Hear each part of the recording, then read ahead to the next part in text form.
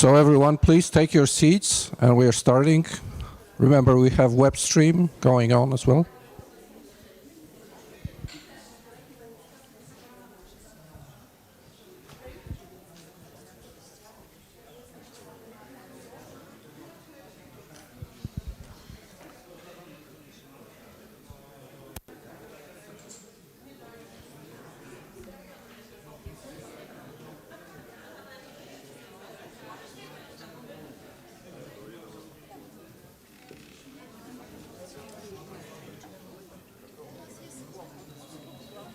Dzień dobry, chciałam się przywitać, może na mnie, Krajowe Forum Orphan. Dzień dobry, dzień dobry. Ja tylko patrzę, czy będzie pani Daria zaczynać, czy... Właściwie to ja zaczynam Pani? i będę, To proszę. i będę Państwa po kolei, Pan jest Aha, oczywiście dobrze. pierwszy, ale rozumiem, że czekamy na Panią Minister, czy nie? A, no tak, nie ma Uli.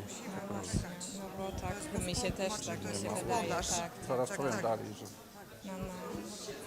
Okej, tylko dla web streamu musi pójść jeszcze informacja, że jeszcze tam 1-2 minuty. Tak? Ale musimy, nie, no, też mi się tak wydaje, tak. Nie może być opóźnień, bo tu jest duży tam problem. No tak. Słuchajcie, idzie streaming, ale jest rozmowa czyjaś.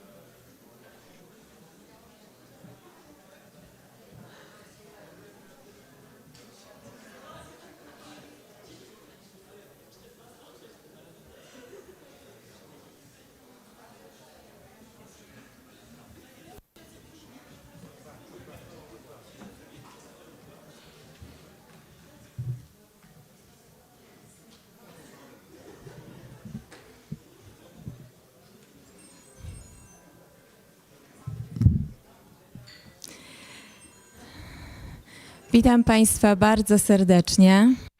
Welcome cordially, ladies and gentlemen. Znakomici gość.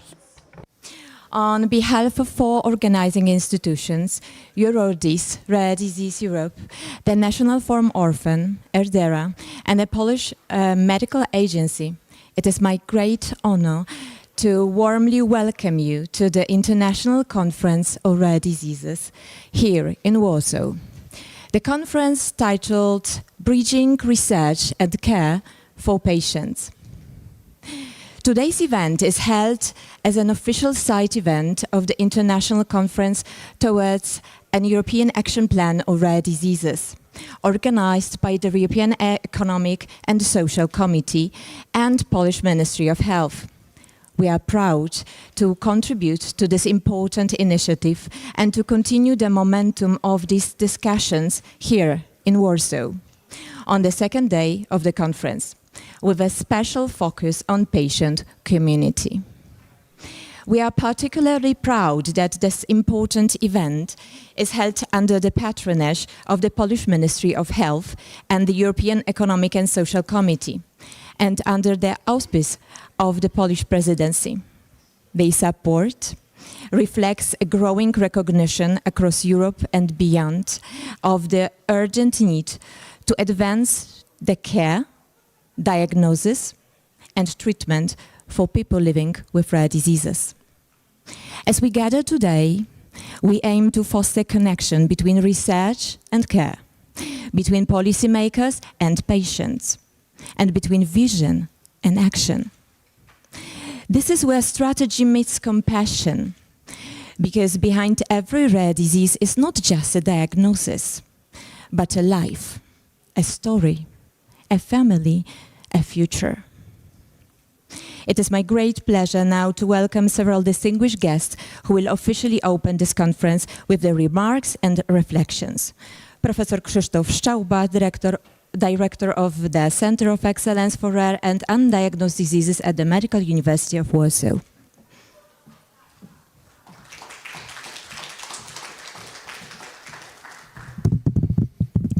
Thank you. So I must say that I'm very privileged to welcome you today, but I also have to say that I'm even more privileged to lead a Center of Excellence for Rare and Unknown Disorders here. Well, what it should be called definitely Rare and Ultra-Rare Disorders. May I have slides, please? May I have slides? Thank you.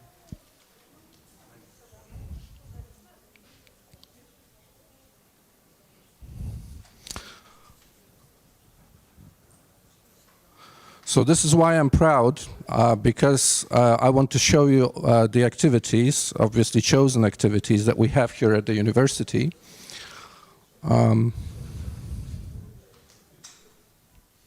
Okay, I'm glad we have started. I'm going to show you some clinical and scientific activities that we have at the university. Next slide, please. Let's do it this way. Okay, so let's first start with the clinics, and these are just key clinical strongholds that we have at the university. I would like to mention Professor Anna Kostera-Pruszczyk, that is going to be one of the speakers today on behalf of her Euro NMD, ERN, so neuromuscular disorders. We are very proud of another ERN for rare liver, so for hepatology, led by Professor Andrzej Mielkiewicz. But there are some other researchers, or there are some other clinicians like Professor Małgorzata Mizerska-Wasiak, having her say in rare kidney disorders, and Professor Agnieszka Szypowska from endocrinological clinic with ERN glucose metabolism.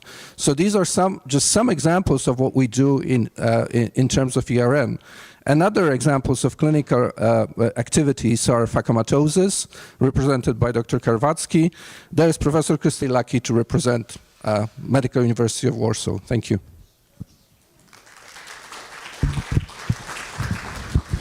Thank you very much, Professor. And now welcome Professor Urszula Demkow, Under Secretary of State at the Ministry of Health. The floor is yours. Thank you. I would like to welcome everybody coming to our conference today. My colleagues from Europe, experts, doctors and patients. We are very happy to host you here, and it is the second day of our conference because yesterday we discussed in the very late hours, but still not all topics were not exhausted. Therefore, we need another day to discuss other issues because they are so broad that we need maybe more than 2 days. Today day is devoted mainly to the links between the clinical study, treatment, diagnostics, and basic research, because those are strongly linked. The foundation for the patient management is based on the lab works, and then we want to discuss the basic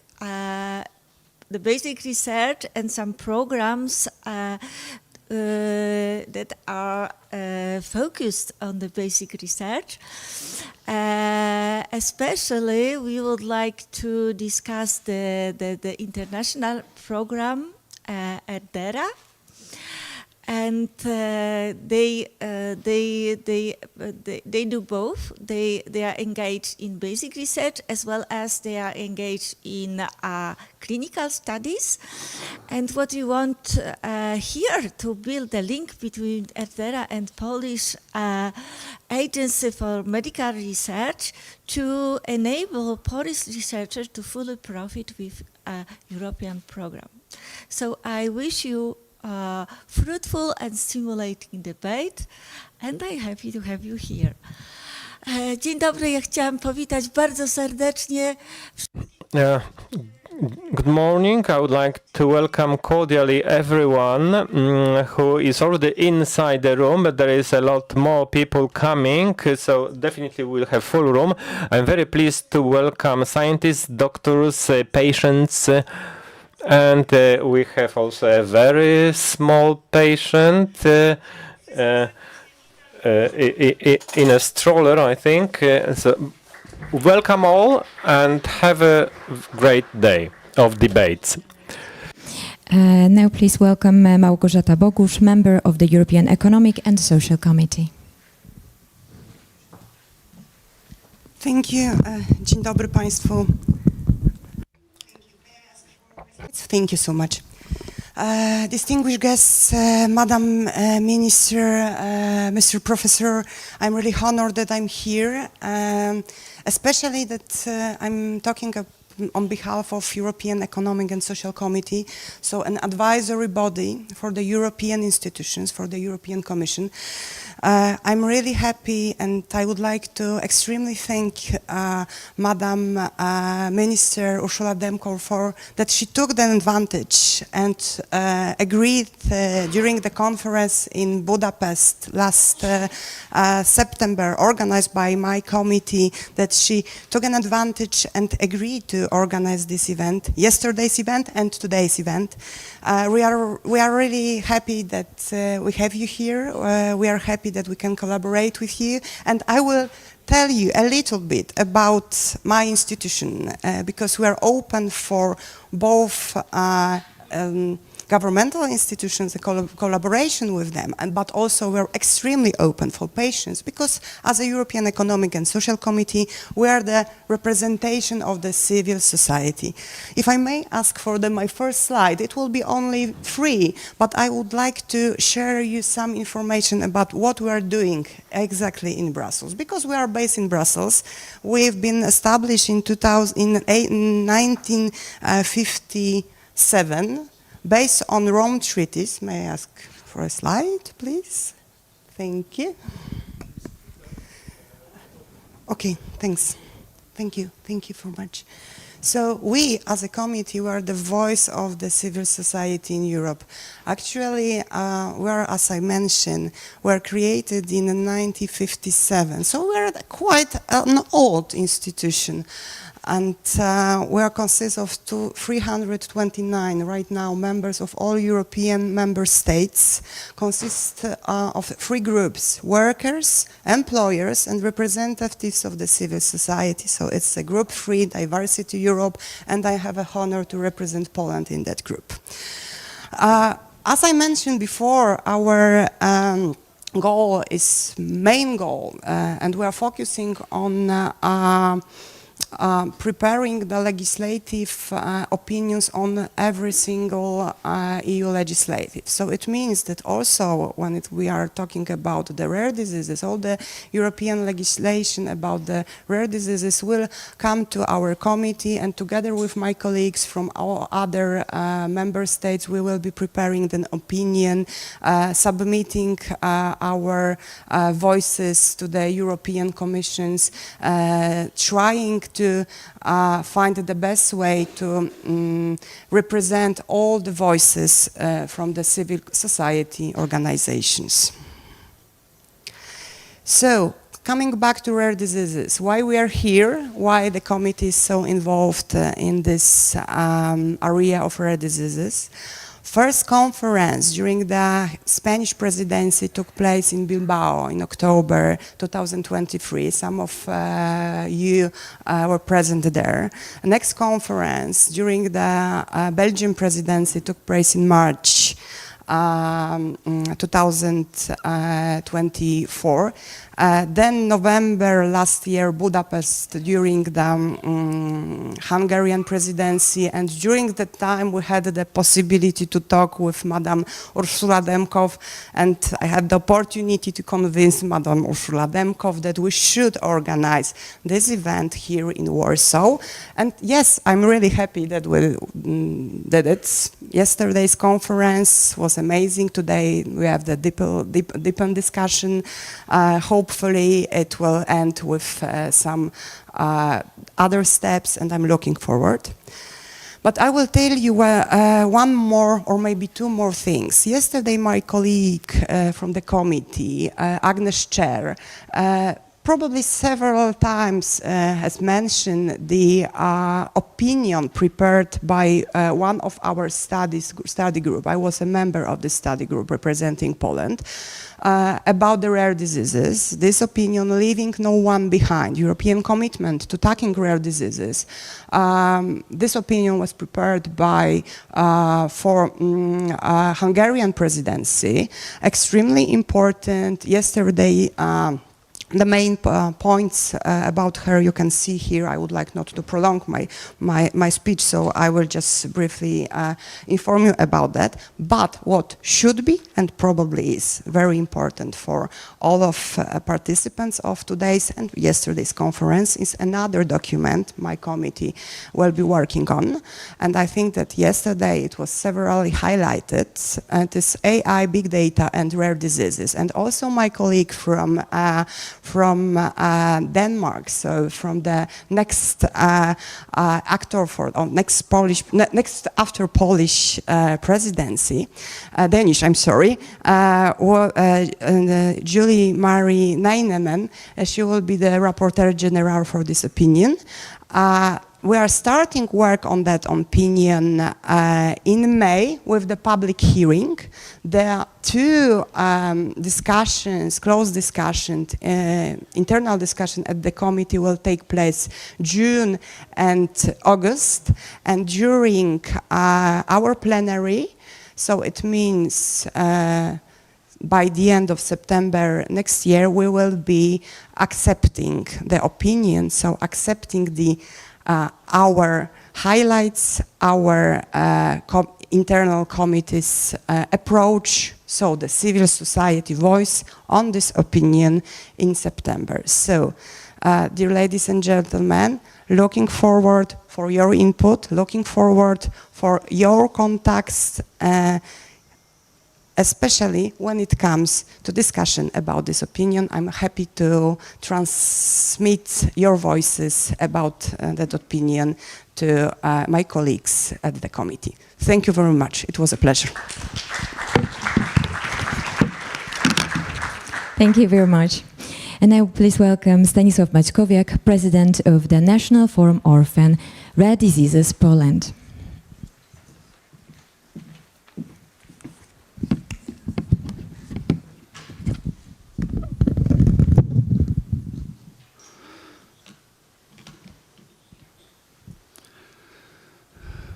Szanowna Pani Minister, drodzy Państwo. Dear Madam Minister, dear ladies and gentlemen, friends, partners, it is with great pleasure that I would like to welcome you to this international conference dedicated to rare diseases in Poland on connecting science and for patients. This is an extraordinary event because it gathers a wide group of experts, doctors, and also, for me, the most important representatives of patients. Because it is an accompanying event to this international conference towards the action on rare diseases, and then as accompanying event to yesterday's event under the Polish presidency. Therefore, we have a good occasion, a unique occasion to strengthen the voice of the rare disease community in Europe. Today's conference shows that it is possible to create community, a space where the patient is in the center and medical policy, innovation, clinical care come together to improve the life of patients. Here I would like to thank all the organizers, EURORDIS, ERDERA, a medical research agency, the Ministry of Health, for their common vision and consistency in action. I would like also to thank Professor Urszula Demkow, who was personally involved in the organization of today's event. Now I would like to ask for my presentation to be flashed here before you. I would like to present my organization. Our organization is an umbrella organization gathering 83 entities, associations and foundations which operate in the area of rare diseases, representing approximately 2.5 million patients with rare diseases in Poland. We've been active for the last 13 years, since 2012. Our vision is equal access for all patients to high-quality, patient-focused medical care and social care, and the mission is to integrate the community of patients to protect their interests and to protect their rights, represent their interests, and also striving towards high-quality medical services.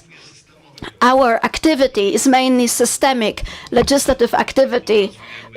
Today we are working on the Act of Law on rare diseases. It will be a leading document that hopefully will provide care to patients with rare diseases for many years to come. Systemic administrative activity are mainly activities to implement the Rare Diseases Action Plan for the years 24-25. We are also active at international level. We are members of EURORDIS, our friends from Brussels that we have represented here. We are also a member of the Polish Federation of Patients that connects over 100 organizations of all kind in our country, and also we take part in the work of various committees and councils, such as the main Council for Rare Diseases by the Ministry of Health of Poland. Ladies and gentlemen, we have a day ahead of us that will be full of inspiring discussion and presentations. We hope and I believe that what we are going to take from here is not only knowledge, but also new relationships and new plans for the future. I would like to wish you a fruitful debate, and I would like to thank you for being the member of this important initiative. Thank you very much, Mr. President. And I please welcome Dr. Virginie Brosweiser, CEO of EURORDIS.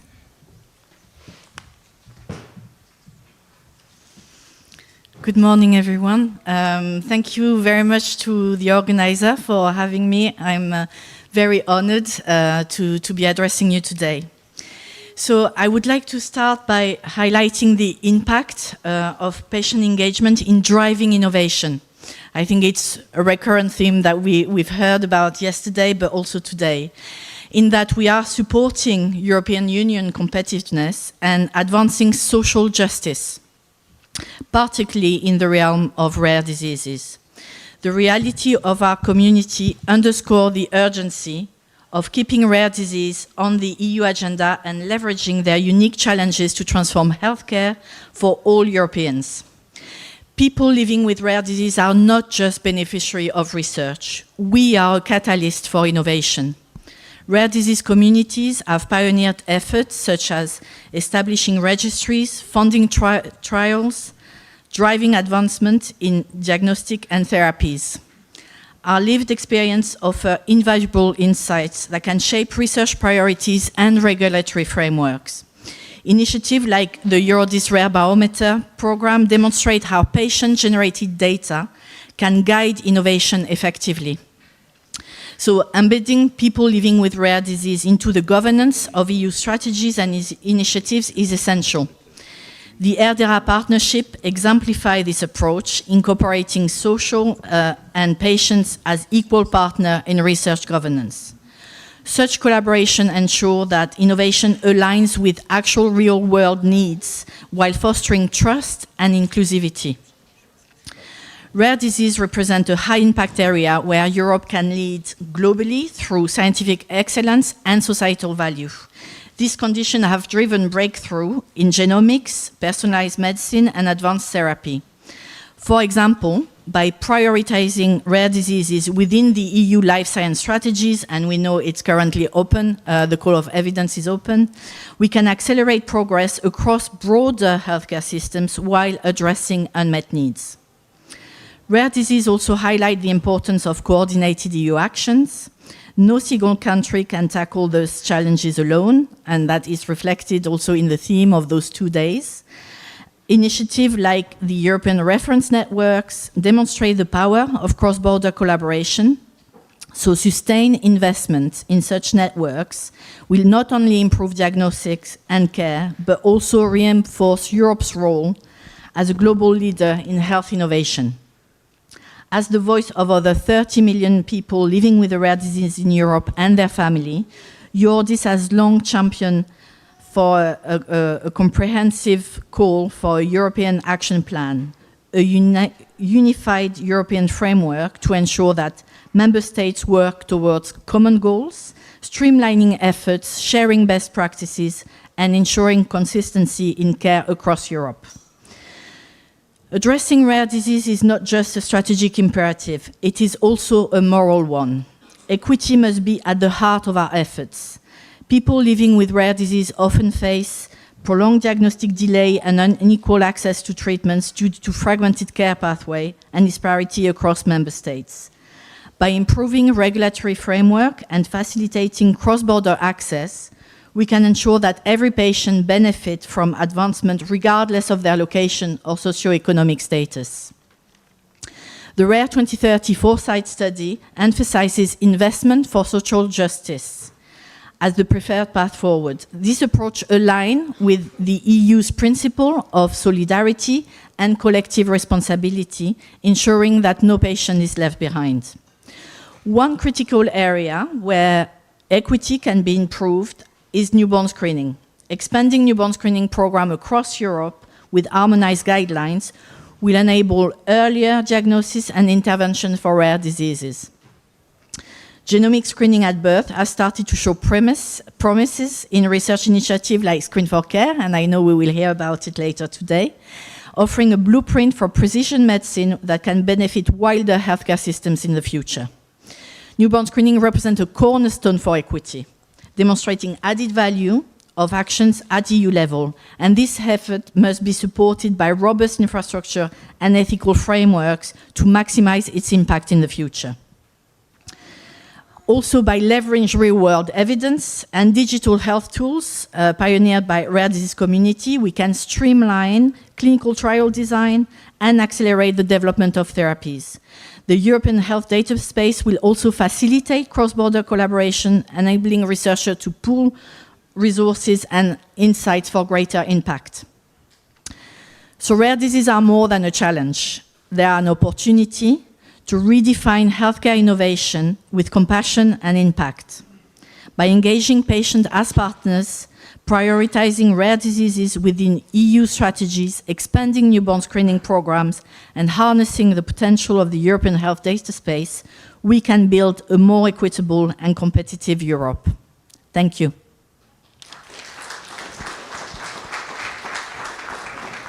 Thank you very much. And now please welcome Dr. Daria Julkowska, coordinator of ERDERA. Dzień dobry I dziękuję bardzo za Państwa. Good morning and thank you for your presence today. I would like also to thank very much our partners and especially the support that we've received from the Ministry of Health, from the European Social and Economic Committee, from our colleagues from EURORDIS to organize this conference. To also say a few words. As I mentioned, well, thank you, great thank you for all the support that we have received. A few months ago when we decided to, where the first discussion took place about this conference, I was really reassured when the first voices from our colleagues from the Minister, from the European Economic Social Forum colleagues, National Forum Orphan and EURORDIS was, yes, let's go for it. We are going to make a great conference where we are going to bring together the voice of researchers, clinicians and patients, and we will be able to discuss important topics on the first and the second day. So today, I'm here as the coordinator of the European Rare Diseases Research Alliance, ERDERA, and you are going to hear about ERDERA probably all along this day, because the program is involved in all those different elements that we will be talking about. So I'm not going to take more time. Once again, I would like to thank you for your presence, for the organizations, for all the efforts, also to our colleagues from the ministry who are always there, and including this morning to manage the last minute little problems that we had to solve and to make it happen. And I hope you are going to enjoy today and that you are going to have a fruitful discussions. Thank you very much.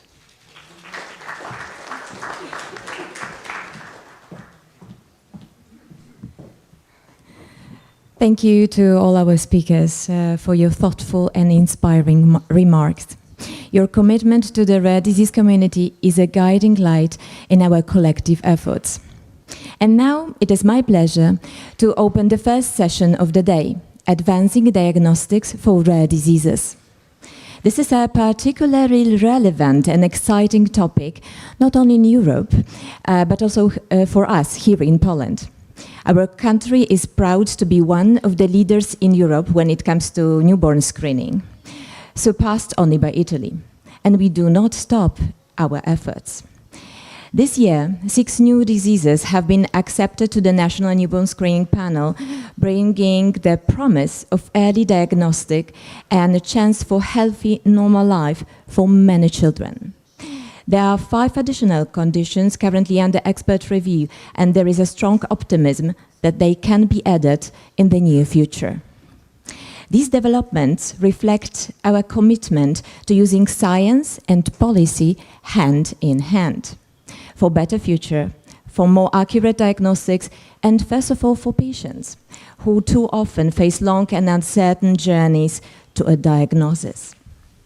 It is now my great pleasure to introduce Professor Holm-Gressner, who will chair this session. Professor Holm-Gressner is a well-known expert in clinical diagnostics and translational medicine with a long-standing commitment to improving early detection and diagnostic pathways for rare diseases. Professor Gressner, the floor is yours.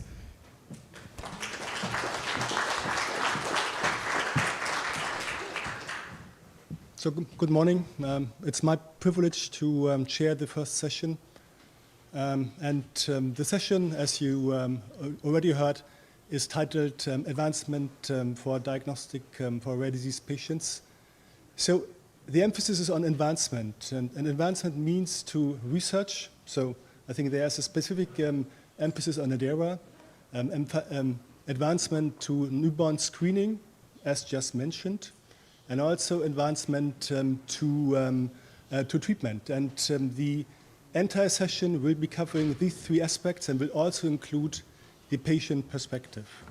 We will be starting with newborn screening, and it's my pleasure to now announce the first presentation by Professor Anna Kostera-Pruczyk, who is the head of the Department of Neurology, Medical University of Warsaw, and she's also, or the institute is also a member of EURORDIS, so of an ERN.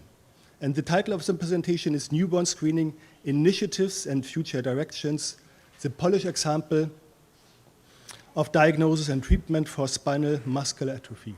So please, the floor is yours.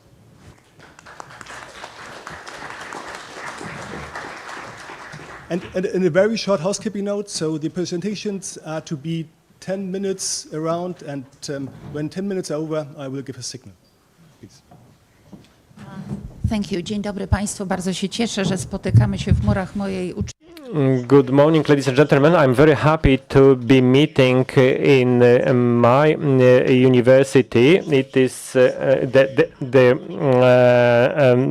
department that I'm chairing is just 30 meters away from here. Atrophy. And I really think that the basic idea about what newborn screening is and where we should move on is really changing with the changing understanding of what is really the any kind of offer that we have for the patient. A good diagnosis is already very important, and sometimes arriving at it is really the key, and we will hear more from Alessandra Ferlini about the promise of genomic newborn screening.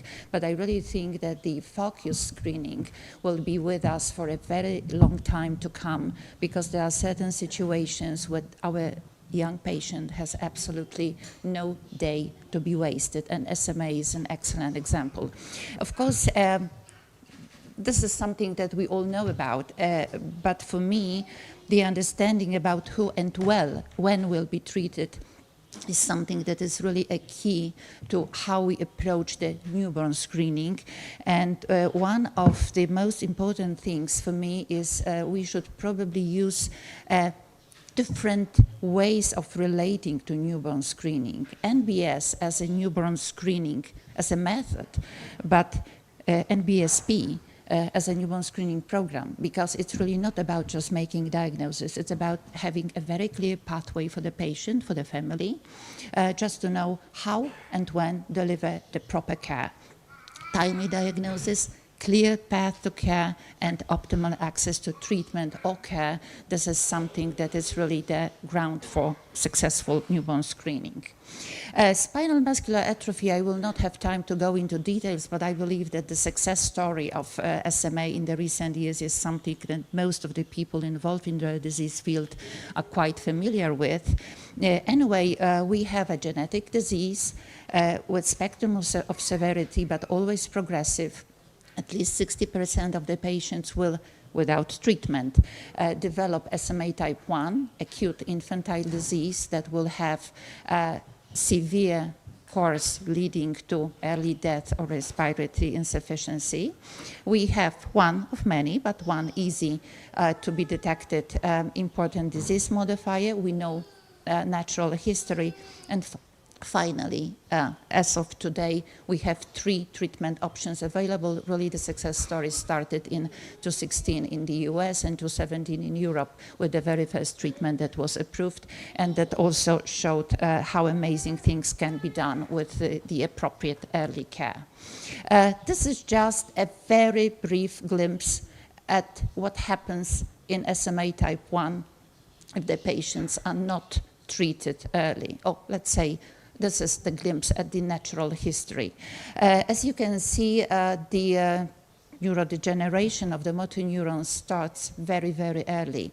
By the time the patient develops symptoms, a lot of motor neurons are gone. So we do not want to wait for any symptom. We really want to treat as early as possible. And this is something that was achieved before newborn screening era, only when the younger sibling of severe SMA patient was diagnosed in utero. But now we have much more powerful tools. So any diagnostic delay means that with the beautiful treatments that we have, we will not get the best that we can. So no time to wait. Newborn screening is the tool that we have to use, and we use more and more across Europe. And another thing, we are discussing new diseases to be implemented in the screening in many countries, and I really hope that Poland will be one of the leaders in the field. The newborn screening in SMA started quite long time before we really had any treatment available. It's important to be able to validate the method, to be able to identify the patients, and to offer the families even symptomatic care if we have nothing better at the moment, because the time will come sooner than we hope for. This is the picture that I took, as you can see, basically 2 years ago. That was the time when there was a huge European call for NBS in SMA. SMA, screen at birth, save lives, self-explanatory. And at that time, less than half of European countries had newborn screening for SMA. And I'm really happy to show that Poland was the green part on this chart. We already had it fully implemented. It started step by step, as most newborn screening programs are introduced. Huge thank you and, well, a lot of words of appreciation to the team from the Institute of Mother and Child in Warsaw, who coordinate newborn screening program with Professor Goss, who is the leader of the team. But as you can see, as early as the beginning of March 2022, all newborns are included. This is the consented opt-in version, but basically the families do consent and we are able to go on. The numbers change a little with each and every analysis, but I think this is again the example of the NBSP, the program, meaning it's not just getting the test and telling the family, go look for someone who can help it. It cannot work this way, and it doesn't.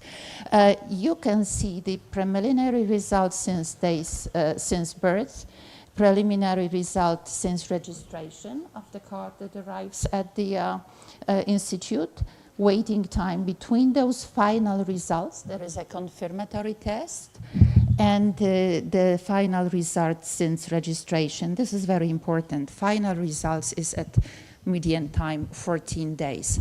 Already when the parents are called in for the drawing blood for the confirmatory test, all the procedures and all the discussions, all the communication with the family, very difficult communication with somebody who has a beautiful, healthy baby.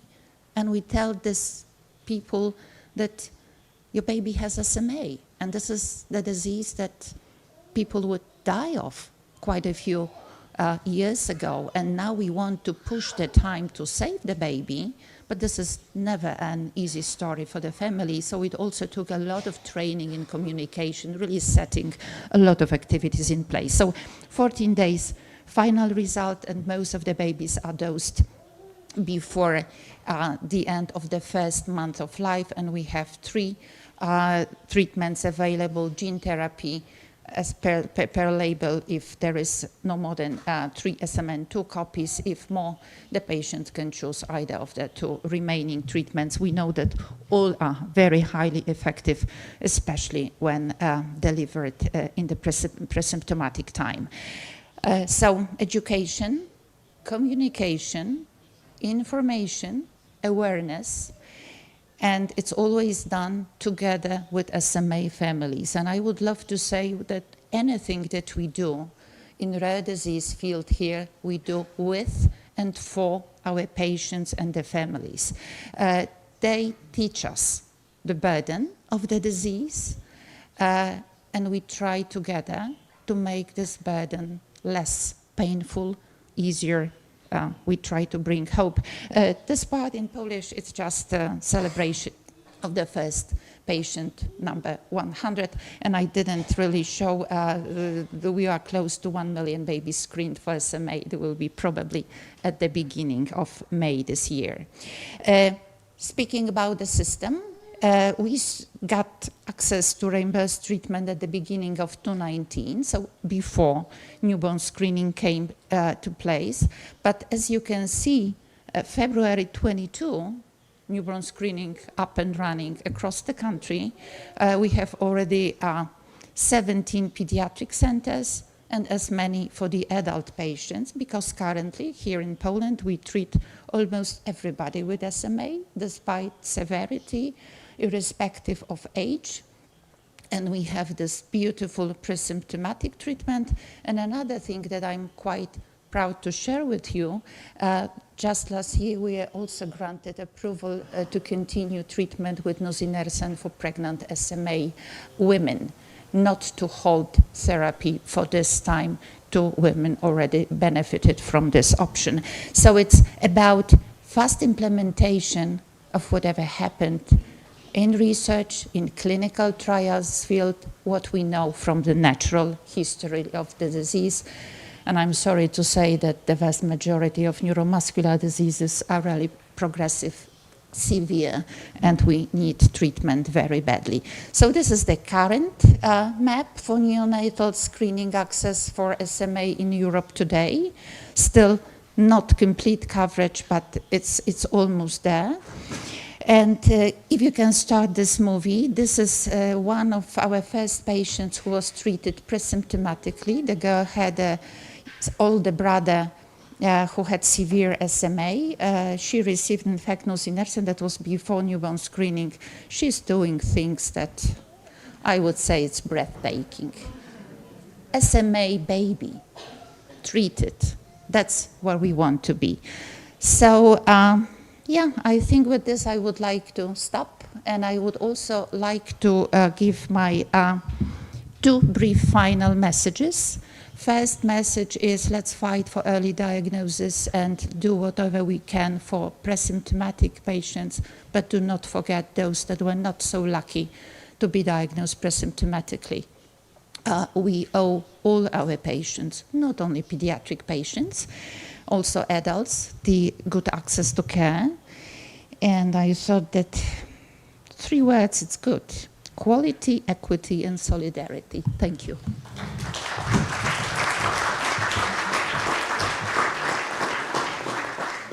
So please stay here, so we have time for 2 quick questions before we go to the next presentation. Any question? So if not, I'm the one asking the questions, looking around. So you implement the opt-in for the consent for the newborn screening. So what percentage of families actually opt in? Virtually all, with some discussion, but I must say that the beginning was not very easy. And of course, the team of people that worked on it is quite large. All the centers, SMA families, the coordination team that is designated by our Ministry of Health. There are some people, I'm one of them, and we confirm that the patients are eligible for treatment. In fact, the longest delay was one of the first patients, one of the first families, because they really didn't want to believe in the diagnosis. They went for a second diagnosis, we were in a way heartbroken because we knew that this delay is not good for the baby, but this really was highly motivating for us to understand that what may seem as a good news from the physician's perspective, we know and we can help, is devastating from the family perspective, because this is something we don't want to hear. We do not want to accept this. So it is really challenge. I believe with genomic NBS even more challenging, and these are some points that we will probably learn to address. But I will also say that there was a great job done. Oh, I see Monika Goss, Pani Professor Goss. She's the leader. Leader is not enough. Probably she's the key person behind all those beautiful numbers. That she wanted to cancel weekends because weekends are in the way of shortening the time. We're working on it. Anyway. The SMA Foundation families, they really support us a lot in terms of why newborn screening is important, why it is so vital to have it in place. And one more thing, all NBS in Poland is covered 100% from the public funds, which is, I think, also important in the context. Yeah, okay, thank you very much. Thank you.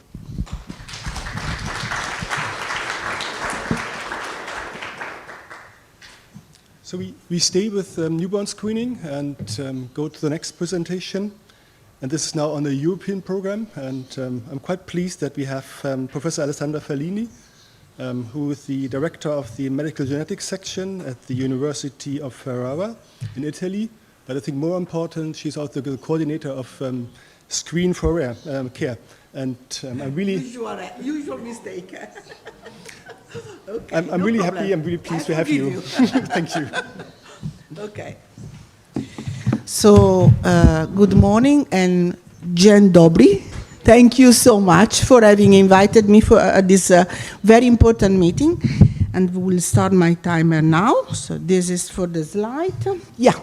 So I'm Alessandra Ferlini. So basically I will tell you some news and little bit also the structure and which are the goals of the Screen for Care. I know, I see many people I know, and we have worked together, so very happy to be here.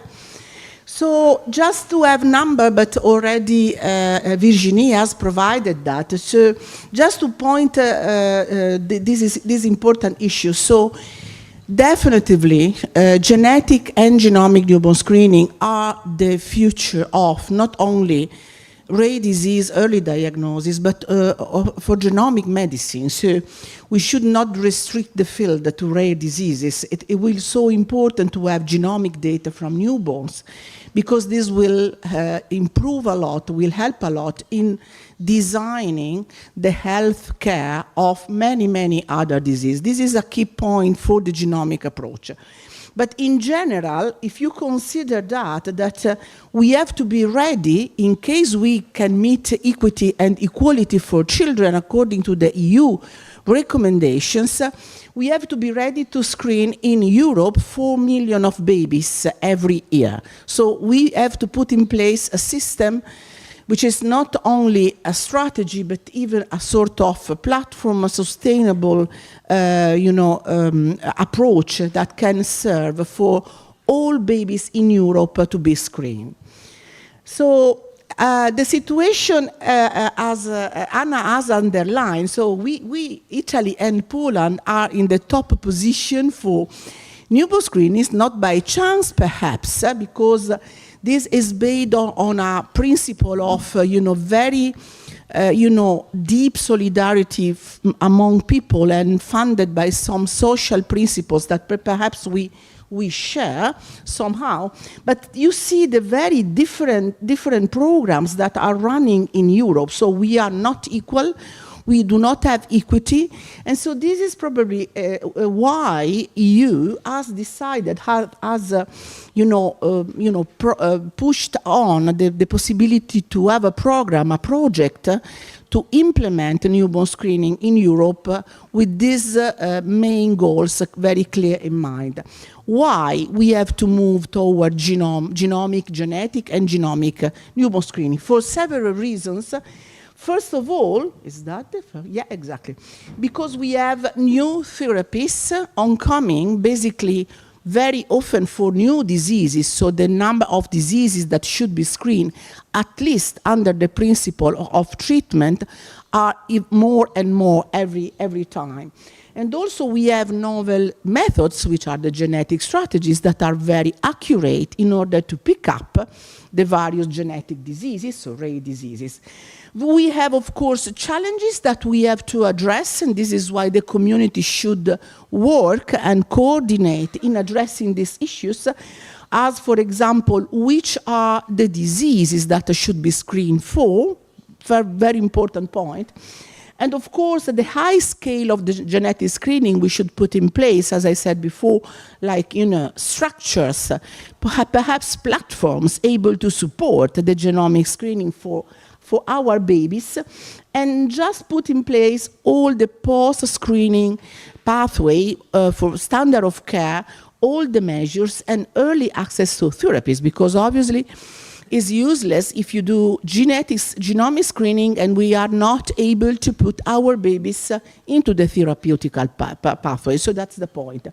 And very important issues that are not probably discussed enough, there is a patchy way about that, are the data ownership. So because we have to keep in mind that we screen 95% of healthy babies for rare disease. So where this data will go to?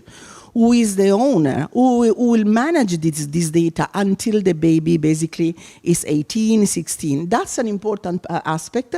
Where the data will be stored, and of course to ensure very short turnaround timing report, again in order to provide correct standard of care and possible therapies. Okay. I have to go quickly. This is Screen for Care. Just to underline, the project is a EU-funded project for 5 years, running with in a PPP, so it's a public-private partnership. We have many companies on board, you will see later. And I have the pleasure and the honor to co-coordinate this project with Aldona Zygmunt, who is there. And therefore, this is exactly the scheme of this type of EU project. So academics and companies should work together in a co-creation, a co-coordination process, exactly to reach the common goal to improve to put in place newborn screening and to improve the health of our infants. So basically, the project is composed by 5 different work packages. Of course, there is no time to stay on all of them, just to underline. Very important, for example, work package 5, which is very innovative and dedicated to the setting and designing of novel digital tools for health. That I like to just to underline for you, but of course we are more interested in the newborn screening work package, which is work package 3. And this work package is in charge for several tasks, including, for example, preference studies for couples in order to get feedback from the enrolled couples or even from general population about their perception, their feeling on newborn screening. Of course, we have created a protocol for newborn screening running in the real life, you see in a while.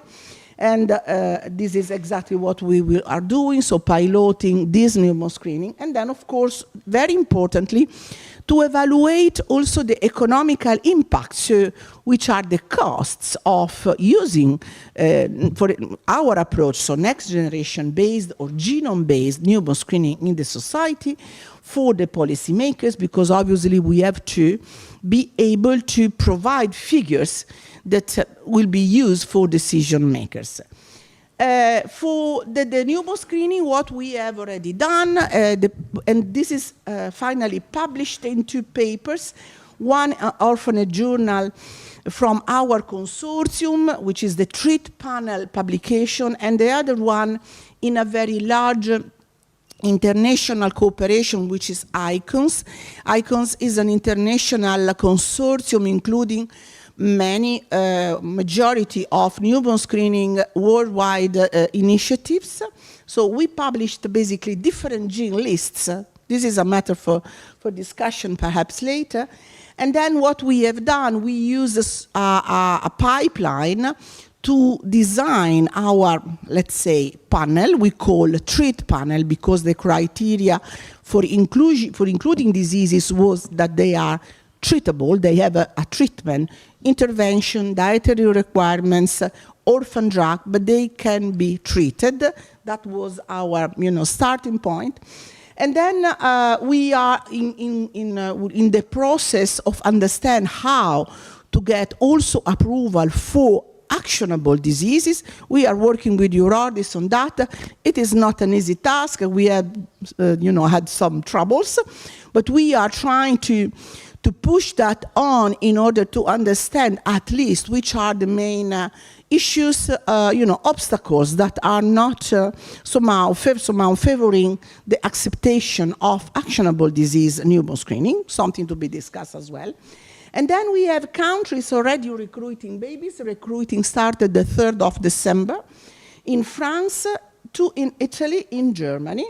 There are other countries which will join Screen for Care, including Poland, so of course very happy to share that, Ireland, Greece, and Czech Republic. And as you see, the screening started the 3rd of December 2024. This is the treat panel. You see it includes 245 disease genes, so we will pick up many diseases using our panel. This is a true panel. I don't tell you why. It's a long story based on ethical and also strategical issues, so we can discuss if you like. But at the moment, we decided to go for a true panel, so it's a capture-based panel. And these are all the genes included. You see many all metabolic diseases now currently in the metabolic screening, but many others like cardiological disorder, immunological disorder. That's mine, no problem. Okay, sorry, 1 minute still. And these are, just the distribution of the various genes depending on the phenotype. Just a point, because we are using a panel, we included the SMN loci, which means not only the SMN1 gene, but the entire region, including SMN1, SMN2, and also the intergenic regions, in order to try to bring the SMA genomic newborn screening into NGS and not being, as it is now, a gene-specific approach, as it is basically worldwide in all countries. And that's what we have done till today. That's my very final slide. So we have now recruited more than 1,000 couples. We have already collected 832 cards. We have dedicated cards, and 816 are already in the sequencing process. Interesting, I like to underline that we have a number of refusal, which is now around 18%. Of course, we are at the very beginning of this process. This is a very new panel. We were expecting something like that, but of course, we hope that acceptance will improve during time. And that's the last. I skip that because there is no time to go to that, but just to show you that, of course, we have put in place a sequencing strategy in a single platform for the reason that we have to screen 18,000 babies. And that's, of course, the routine sequencing path. And last point, sorry, I prefer to leave, is this one, and this is quite important. This is the pipeline that we have put in place for the Screen for Care. And this pipeline, as you see, includes, you know, and the involvement of European reference networks. This was very important for us. Indeed, we are writing operational guideline protocol together all ERNs in order to have the ERNs ready to work on and to take charge and care of the babies we will identify, of course, based on our newborn screening. And that's it. So I can finish reminding you that there is icons, so please go there and have a look at this international consortium if you are interested to cooperate with them. Is based in United States, is an opportunity to get wider and to get, you know, working in an international way. And thank you so much for your attention. Almost done. 2 minutes more. Thanks, Alessandra. I think time for one quick question. Yeah, please. Thank you very much for the interesting talk, and I would like to ask you, because you make me very curious about the whole genome sequencing. Is there any something in the intergene region what was meaningful for the diagnosis for a newborn patient? Can we just, is it at the added value in whole genome sequencing in comparison with whole exome sequencing? No. Quick answer. Yeah, very quick.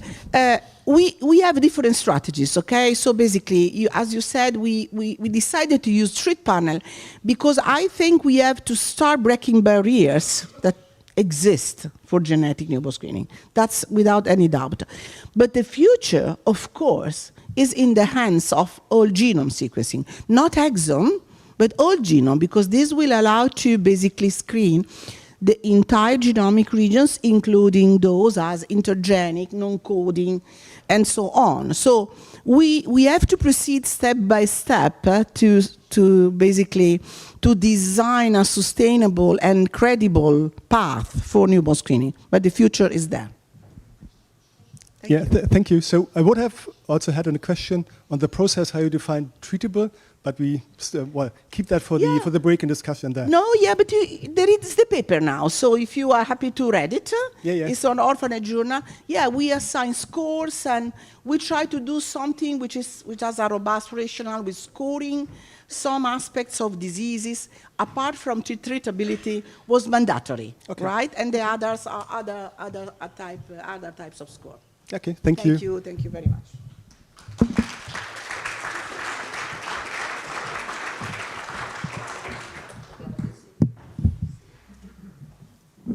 The next presentation is mine, and I ask for my slides. And we go from newborn screening to advancement in research and in diagnostics. So first it was on newborn screening, now we advancing to research. So it's innovation in diagnostic beyond genetic testing and towards clinical decision support tools. So if you look at the history of genetic testing, I think there are two main drivers which determine innovation. So one is technology, I think we're pretty sure about that, and the other one is knowledge. And all I want to do in my presentation is really to convince you that in ERDERA, in the diagnostic research workstream, those two drivers are firmly integrated to go beyond diagnostic testing. So if you look at the three work packages we have in ERDERA on diagnostic research, so one is work package 6 on data availability. We have a second one on reanalysis in the middle, so data availability is on the left. And then the second one is on data reanalysis, and we have a third one on innovation to shorten time to diagnosis on the right. So if you look, however, a bit into the details how the innovation drivers are implemented, then work package 6 is really using data, so cases which could not be solved in the diagnostic setting. So that's our starting point. Then work package 7, work package 8 is really on new technologies, workflows and tools, which are fed into our diagnostic reanalysis ecosystem, which is mainly driven by new knowledge. So we're not starting from scratch what we do in ERDERA, but we started what we did actually in SOLVE-ID. And I hope many of you have heard already about SOLVE-ID, which is or was a diagnostic research program funded by the European Union. So it was implementing a systematic diagnostic research reanalysis use case. And here you see the comparison in terms of scope of what we did in SOLVE-ID and what we will be doing in ERDERA. And the scope of ERDERA is much larger, but already with the smaller scope what we did in SOLVE-ID, we could actually achieve an increase in diagnostic yields by 15%.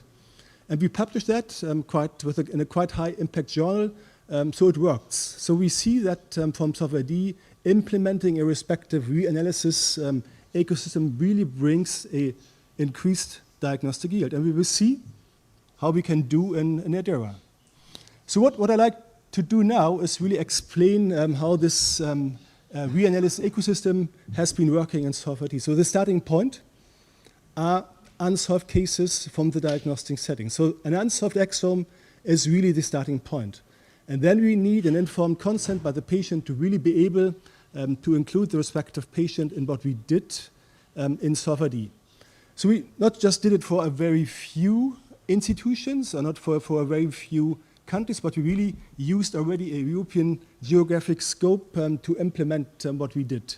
So we used 6 European reference networks, so a limited disease scope still, but 6. And we also used 2 undiagnosed disease programs. And we used the combined clinical expertise, but also the combined data analysis expertise to really implement what we did. So we had 4 main cohorts in SOLVE-ID, and I just focus on the one we did the respective reanalysis for. And of course, we had to implement a data sharing exercise in SOLVE-ID. And what we did, we were able to data share more than 22,000 data sets from unsolved patients, meaning raw exome data, raw genomic data, and respective additional phenotypic and metadata, so including pedigrees. So we published a fraction, so maybe half of it, in Nature Medicine, and that included roughly 10,000 data sets, so a bit more than 6,000 families. So if you look at this scheme, how we did it, it was actually bringing together data and expertise and make it work.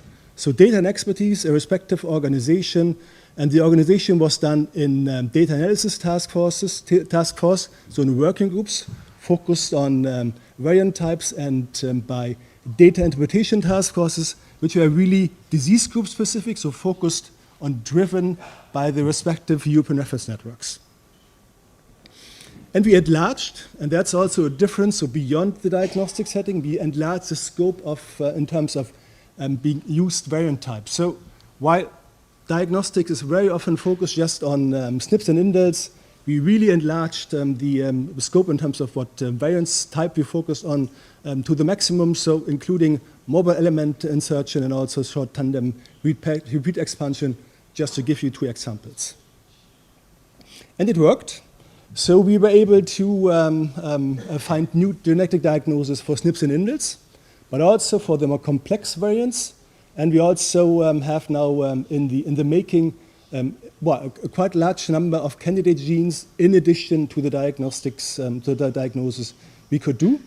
And just looking at the cases, again, which we included in the reanalysis, solved a quite large number of cases already.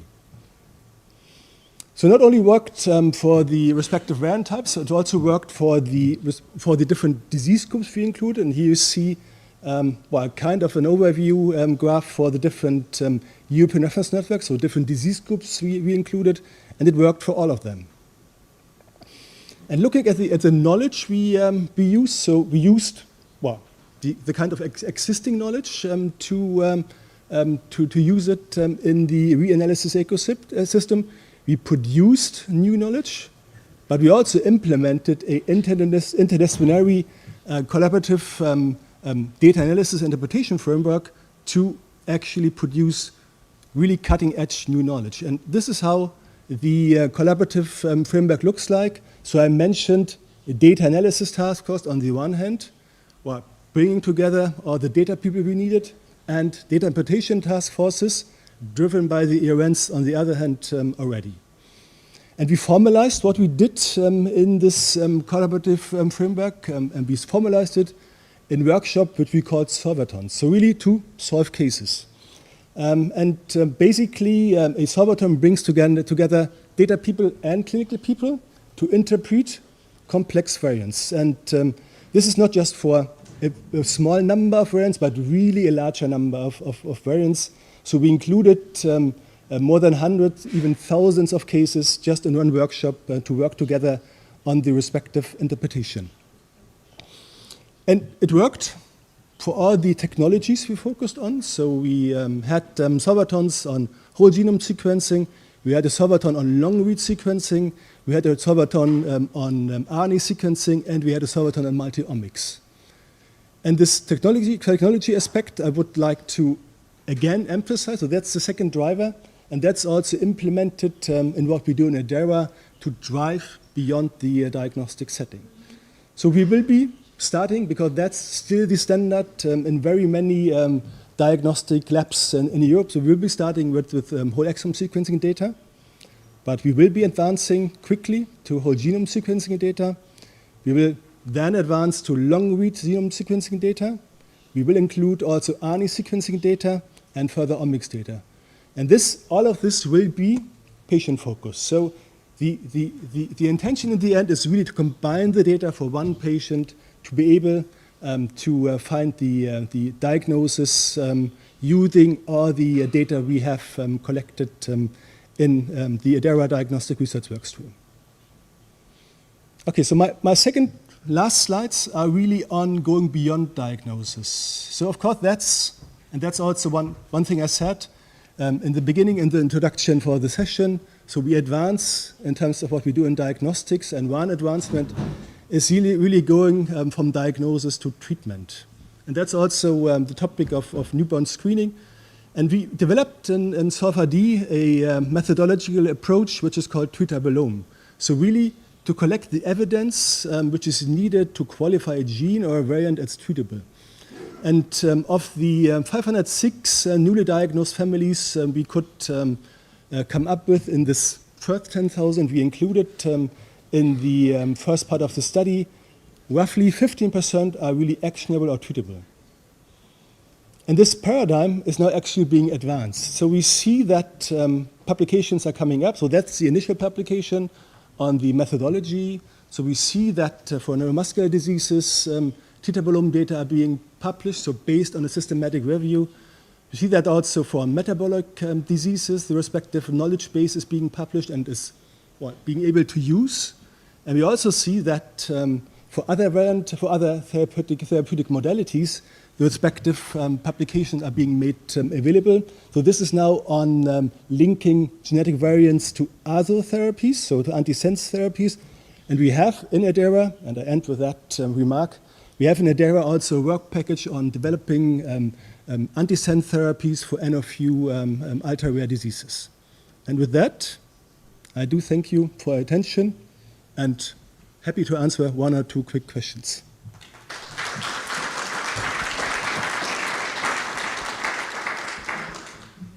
So, questions?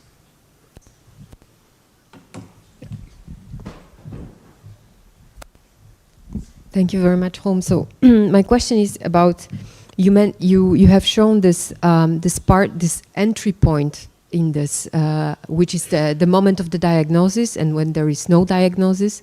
So, and we were talking also about that one of the goals of ERDERA is to integrate or to accelerate diagnosis into the integration in the research pipeline. And we've just heard from Alessandra that for screening, for example, we have 18% of patients that, or families that do not agree, for example, for screening. So I was wondering how, as part of SolveRD and of what you are doing in ERDERA, you kind of bridge this triangle between patient, clinician, researcher, and back to make sure that actually this can function in the best way possible for patients. Yeah. Thanks, Daya. I think we will be also through the coming presentation, get back to the bridge of diagnosis and treatment and the clinical setting again. So for ERDERA, it's like from the diagnostic setting, and it's normally the clinical institutes which also see the patients that include the cases into ERDERA. So that's based on informed consent still. It's not human health data space driven. It's based on informed consent. And then using the ERDERA pipeline, we try to find the diagnosis as quickly as possible. And we use in ERDERA a diagnostic research platform through which also the results of the diagnostic pipeline is being made available. Then we're still in the research realm. Then the submitting clinician can actually access the results of what we do in ERDERA and have to validate it in the diagnostic setting again. So I think the main, well, I think we have a good process to make sure that what we achieve in terms of diagnosis reaches the diagnostic setting and the clinical decision making as quickly as possible. And I think it's being facilitated by actually having the clinicians being part of what we do. So it's not that the research is separated, but the research is really kind of integrated with what is being done in the diagnostic setting. And that, I think by that, we really decrease the time to diagnosis and also decrease the time to when the diagnosis can be used in the clinical setting. Thank you. One question, congratulations, and I don't know, it's a question to you, maybe to Alessandra as well. Tritabolum, newborn screening is usually thought about something that needs very prompt action, infantile onset diseases. Many of the undiagnosed diseases turned out to be some with the adult onset or later onset phenotypes with symptomatic treatment like congenital myasthenic syndromes. Do you think that we could also use similar genomic approach like a step in between whatever we do routinely and what leads to the undiagnosed diseases? Yeah, no, I've got a mic and I can answer. As for maybe me first, and then Alessandra, if you want to comment on that as well.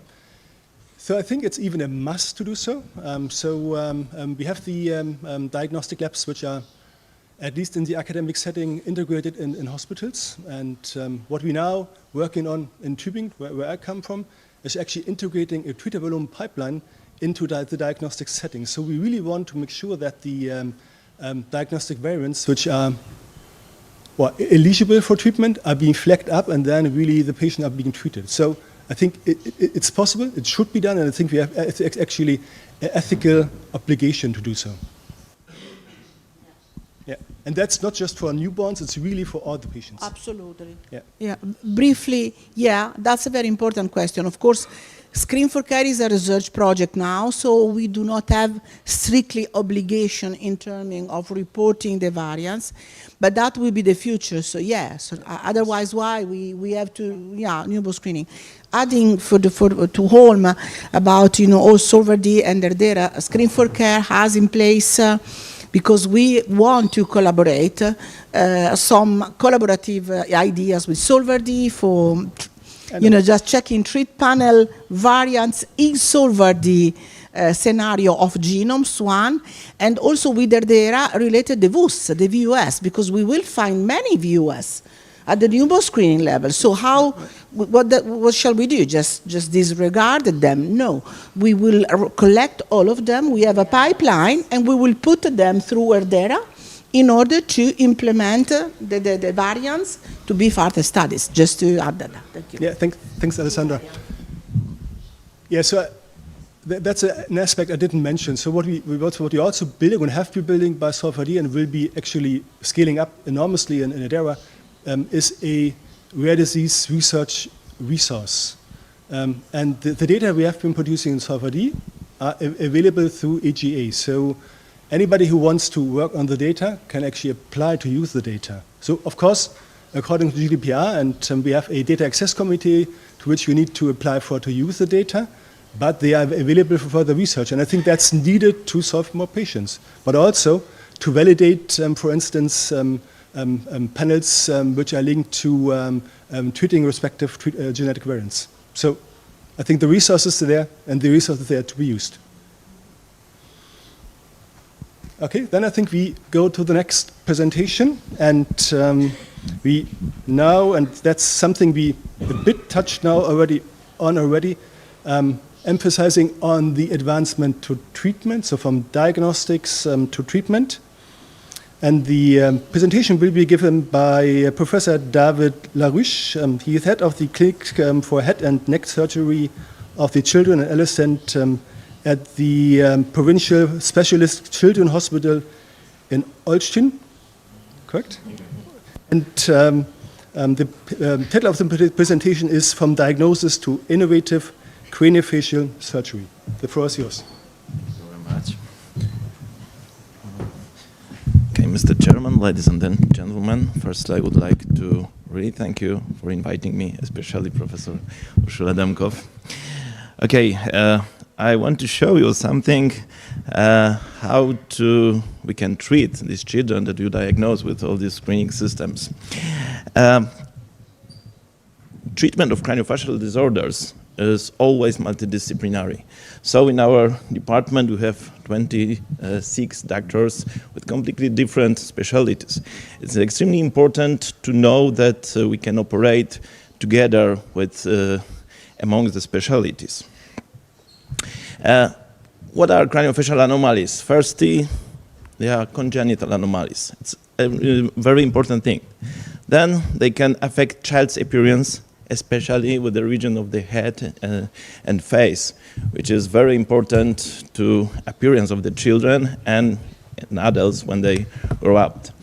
They range from minor irregularities to severe structural defects.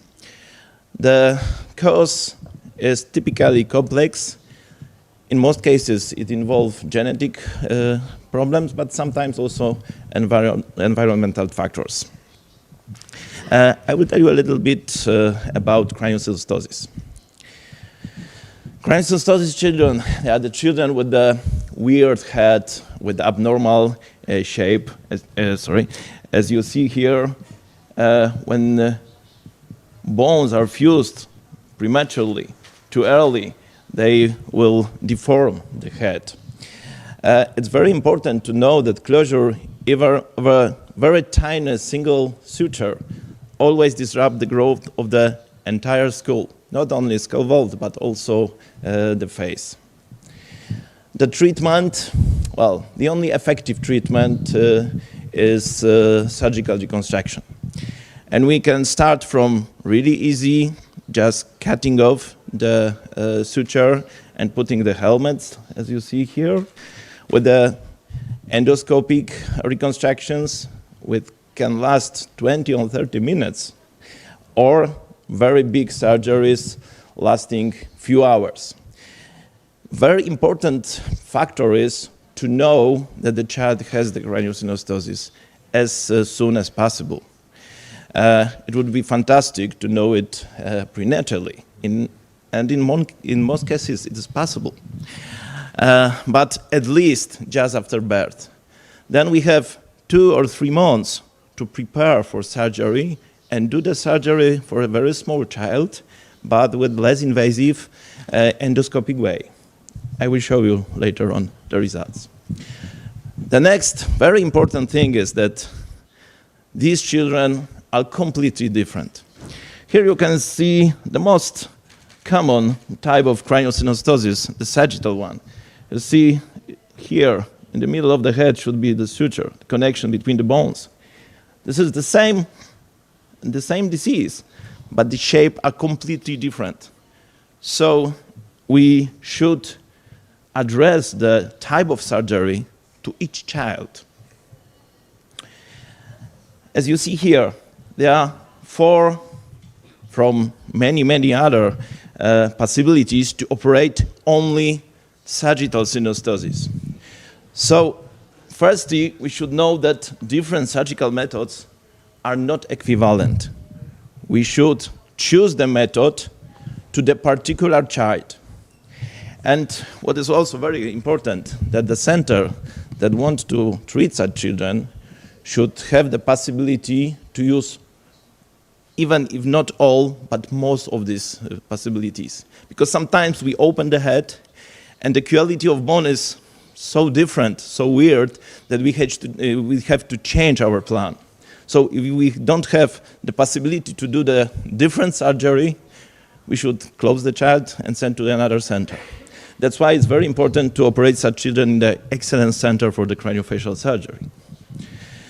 To optimize such treatment, in 2008, we started the cooperation with the Silesian University of Technology. A friend of mine, Professor Marek Zik, who is now the part of the government as a Vice Minister of Science. What we wanted to do, to make a model of preoperative planning of reconstructive surgery in children with rare craniofacial disorders based on, well, advanced methods. Then, nowadays, we are really, as you will see, big advantages for that. It was for optimizing. The question was, can we do it better? Can we do it safer? And when is it possible to do it faster? It's extremely important if we think that sometimes we should do really big surgery for a child that is only 3 or 2 months old. The smallest one when we operated was 600 grams. So every drop of blood is important. Let's see how it works. Firstly, to make the diagnosis, we start the ultrasound. And when we think about the surgery, we do the 3D CT and or MRI scanning, not only to see the bones, but also, as you see here, big veins. They are strictly connected to the bones. So when we cut the bones, we need to know if they are there or not. Sometimes, like in this child, the bone trying to expand, dig the holes in the bone, as you see, and how to do that reconstruction of the skull that nearly doesn't exist. Of course, it is possible, but we need to know it before. Then we should go to the virtual 3D modeling with the finite element analysis methods, not to see only the surface of the skull, the shape of the skull, but also the volumetric analysis. As you see here, we can see if there is enough bone. This is a 6-month-old child. See, in most of the entire skull, the thickness of the bone is only 1 millimeter. So we have to cut it, we have to bend it, we have to know the biomechanical properties of that. And with this method, we can simulate that. Having such a model, we have to perform the surgery within the computer to try different methods to see not only the abnormal anatomy, but also which surgery will be best for this patient, not on the operating theater, but before in the computer. Having that, we can design and then produce with a 3D printing such surgical guides that we can put on the head during the surgery and see when we should cut the bones according to our plan, and on the other hand, how to put them together to improve the shape, to make the head more normal. You see, they are the 3D printed guides.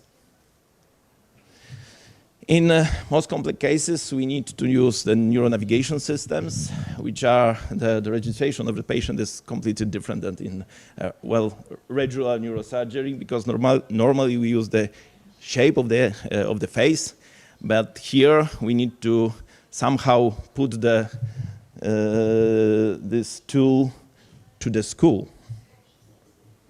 Once again, sometimes it's 1 or 2 millimeters. It's really tricky. Having that, we go to the operating theater. As you see here, we cut off the bones. This is the frontal area. This is front orbital bundle, this one. The eyes were somewhere here. And often, we need to check if our model is the same that we cut off. It's extremely important to know, but with such guides, it's quite easy. Then we go back and reposition the bones, remodel the bones, and sometimes, once again, with the neuronavigation system, we have to check if, for example, here, when we move forward the frontoorbital region, if it is in the position that we wanted to have it before in the plan. Of course, we can also validate our results on the operating theater. Here you can see the handheld scanner with a 3D, so we can make the model and put it together with the plan and see, yeah, this is that we wanted to have just after surgery. And with the same method, we also can validate early postoperative results and also how the head will grow in the future. In most complicated cases, especially in the occipital or posterior vault region, we have to see these big veins. They are called sinuses. And we can use, as you see here, augmented reality goggles.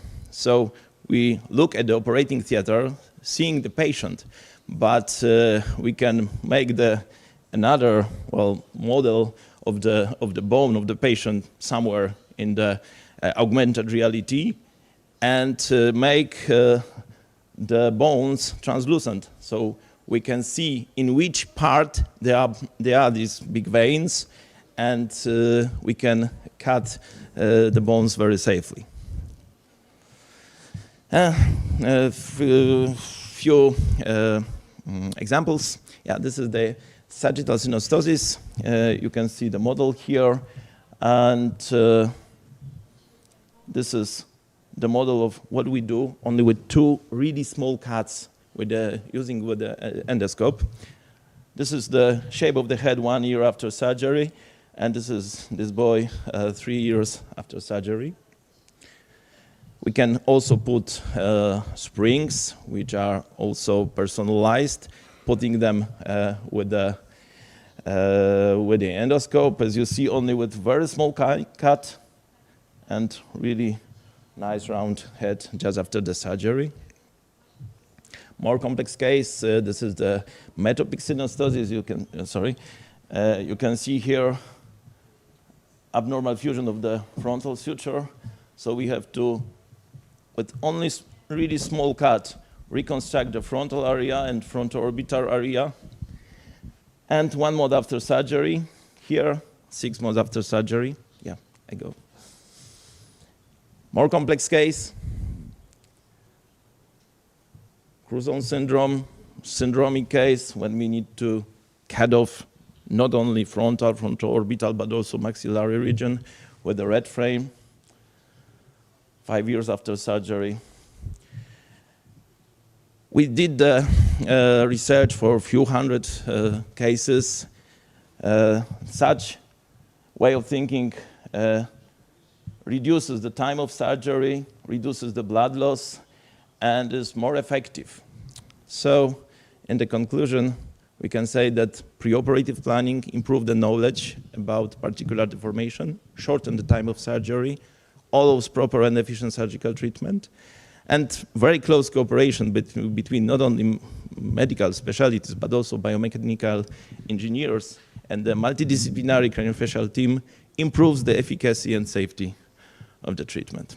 Thank you very much.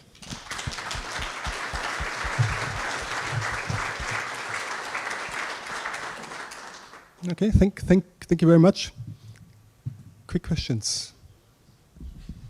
If there is nobody. Okay, thank you very much for this presentation. I mean, it's really an art, what you're doing. I was wondering, because you mentioned that it would be important, or also for patients to detect those in the prenatal, so prenatally. So are there any studies or collaborations that are part, let's say, of this kind of strategy where actually you can already detect this kind of malformations during the pregnancy, and if there is, is this can accelerate treatment? Yeah, thank you very much. We started the cooperation with our obstetricians because, well, in the prenatal ultrasound, the sutures and the bones of the head are extremely visible. But the problem is to know that it is important to know it. It's rare disease, 1 to 2,000 live births. So in Poland, it's 170, 180 cases a year. So if it would be, well, from European Union, for example, the statement that every obstetrician during the pregnancy should see 4 sutures, it would be fantastic for us because it still happens, not only in Poland, but in many countries in Poland, that children come to us at the age of 7, 9, because, it's slightly different, but no one sees. The problem starts when they wanted to go to school, and it occurs that they have psychodevelopmental problems. Okay, thank you. Looking around, so one question from me. So does genetics play a role for your decision making as to which surgery method to use? Yeah. Yes, of course. When I started it more than 20 years ago, it was the rule that we have 2 parts, 10% syndromic cases like Krajowe, Apert, and so on, and 90% it is non-syndromic cases. There are few percent of toxicity during the pregnancy and all these things, but nowadays we know that many these non-syndromic cases they are unknown syndromic cases, and we see it in our research. Nowadays we think that we can define that 30% of this non-syndromic single suture they are syndromic, and probably it will be more, but the problem is to not only to see it, but also to make the whole genome sequencing. The diagnosis before, yeah.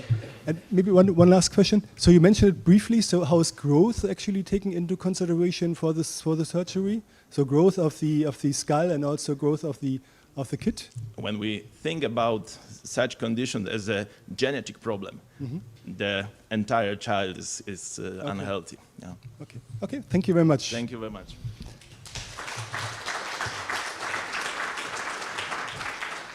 So we end the session with the patient perspective, and the title of the last presentation is Challenges and Opportunities in Diagnostic from the Perspective of Patients. The presentation is being given by Mr. Wojciech Nadolski from the Association of Families with Fabry Disease in Poland. The floor is yours, please. Thank you for the introduction. Good morning, distinguished guests, fellow advocates, policymakers, and healthcare professionals.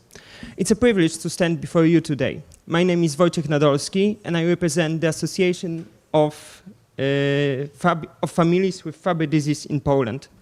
Today I speak to you not only as an advocate, but also as someone living with Fabry disease, a rare inherited condition that shaped my life and the life of my loved ones in profound ways. This dual perspective of both patient and an advocate has given me unique insight into the challenges we face and the opportunities we have to improve the landscape for rare diseases across Europe and beyond. Allow me to begin with a sobering truth. Around Europe, the average patient with a rare disease waits 8 years for a diagnosis. 8 years. That's nearly a decade of unexplained symptoms, of misdiagnosis, and tragically, of missed opportunities for early intervention. For Fabry disease specifically, the situation is even more dire. Studies reveal that diagnosis delays often exceed the average for rare diseases. These delays are not merely inconvenient, they are catastrophic. By the time most Fabry patients receive their diagnosis, 40% have developed kidney dysfunction, 46% have cardiac complications, and over 70% of patients live with debilitating neuropathic pain that robs them of their quality of life. These statistics are not just abstract numbers. They represent real people, families and individuals whose lives were irrevocably changed by years spent searching for answers. I don't need to rely only on research papers to understand this tragedy. I've lived it. My brother was diagnosed with Fabry disease at the age of 17, but by then the disease has already left its mark, causing significant damage to his organs. My mother, diagnosed at 47, has endured multiple strokes and developed severe heart and kidney complications. Damage that could have been prevented if only she had been diagnosed earlier. For decades, my family bounced between specialists, underwent countless tests, and faced one misdiagnosis after another, all while Fabry disease silently progressed. These weren't just medical appointments, they were desperate journeys in search for answers, even as time slipped away. Sadly, my family experience is far from unique. Across Europe, thousands of families are enduring the same struggle. The economic toll is equally staggering. A study conducted by the Imperial College Health Partners revealed that over a decade, undiagnosed rare disease patients cost National Health Services of England over 3.4 billion pounds, averaging more than 7,000 pounds per patient annually in avoidable hospital expenses. Extrapolate this across 30 million of Europeans living with rare diseases, and the financial burden becomes almost incomprehensible. But there is hope. We have powerful tool to break this cycle, as we already heard a lot about it today, newborn screening. A simple blood test in the first days of life can identify dozens of rare conditions before symptoms emerge, fundamentally altering the patient's journey. Countries that have implemented newborn screening for Fabry disease and other lysosomal storage disorders have reported dramatic improvements in early diagnosis rates. Early intervention can delay or even prevent the devastating complications of these conditions, sparing patients years of suffering and reducing the burden on healthcare systems. Moreover, newborn screening is not only a medical necessity, but also a cost-effective strategy. When diseases are diagnosed late, the cost of managing advanced complications like dialysis, cardiac interventions, or disability support far exceed the investment required for early detection and treatment. Health systems that prioritize early diagnosis benefit from reduced hospitalization and lower overall healthcare costs. More importantly, they give patients the chance to live fuller, healthier lives. Poland is at a critical crossroads in rare disease management. Our newborn screening, now in its 31st year of existing, is a source of national pride. Covering 32 conditions is the second most comprehensive in Europe, surpassed only by Italy. The recent addition of SMA to our screening panel is a testament to the progress we can achieve with political will and public support. In last year, Poland expanded its newborn screening program to include lysosomal storage disorders, with pilot programs already underway in 2 regions. I hope that soon we will have the same program in the whole country. This will make Poland only the 4th European country to screen for these conditions on a national scale. But screening alone is not enough. Diagnosis must be paired with accessible, patient-centered treatment. For Fabry disease patients, treatment often requires enzyme replacement therapy every 2 weeks for entire life. But this therapy comes at a cost, not just financial, but personal. Every 2 weeks, I dedicate an entire day for hospital-based infusions. That's 26 days a year that I spend in hospitals only for infusions. The equivalent of an entire month of lost time that could be spent with family, pursuing my career, or simply living my life. Many countries like Germany, UK, or France have already addressed this burden by implementing home-based infusion therapy programs for Fabry disease. These programs allow patients to receive treatment in the comfort and safety of their homes with clear benefits. higher treatment adherence rates compared to hospital-based care, fewer infusion-related adverse events, improved quality of life as reported by patients themselves, and reduced absenteeism from work or school. Poland has successfully implemented home-based treatment programs for other medical conditions, but Fabry disease is yet to be included. This creates a stark disparity in access to care across Europe. A Fabry patient born in Germany has dramatically different life prospects than one born in Poland, not because of differences in the disease, but simply because of differences in healthcare policy. This is exactly why we need an EU-wide strategy, coordinated for rare diseases management. While national initiatives like Poland National Rare Disease Plan represent progress, they are not enough. Rare diseases do not respect borders, and neither should our solutions. This geographic lottery of care is precisely why we need coordinated European action. A patient's access to timely diagnosis and treatment should not depend on where they are born or live. It should be a fundamental right for all European citizens.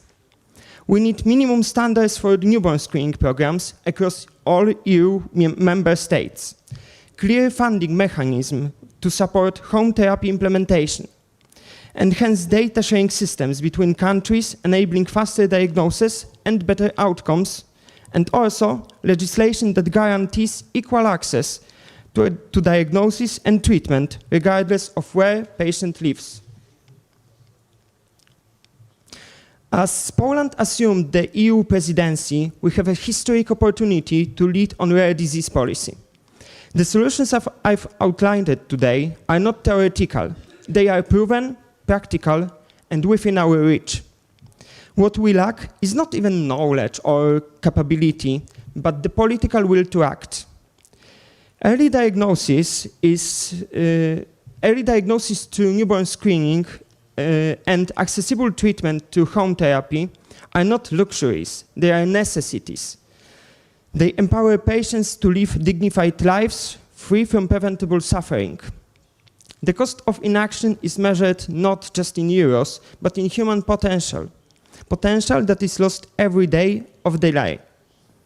I stand before you not just an advocate asking for help, but as a citizen offering solutions. Together we can build a Europe where rare disease patients are no longer defined by the challenges they face, but by the opportunities we create for them. Let this conference be a turning point for a moment when we move beyond awareness to action. Thank you.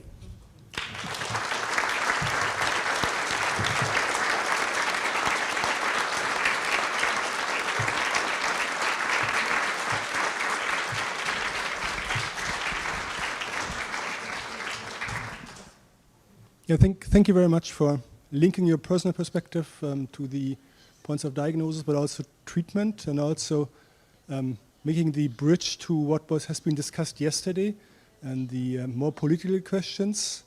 And I wonder if there are any comments or questions. Yeah. Oh, there, Ute. I can.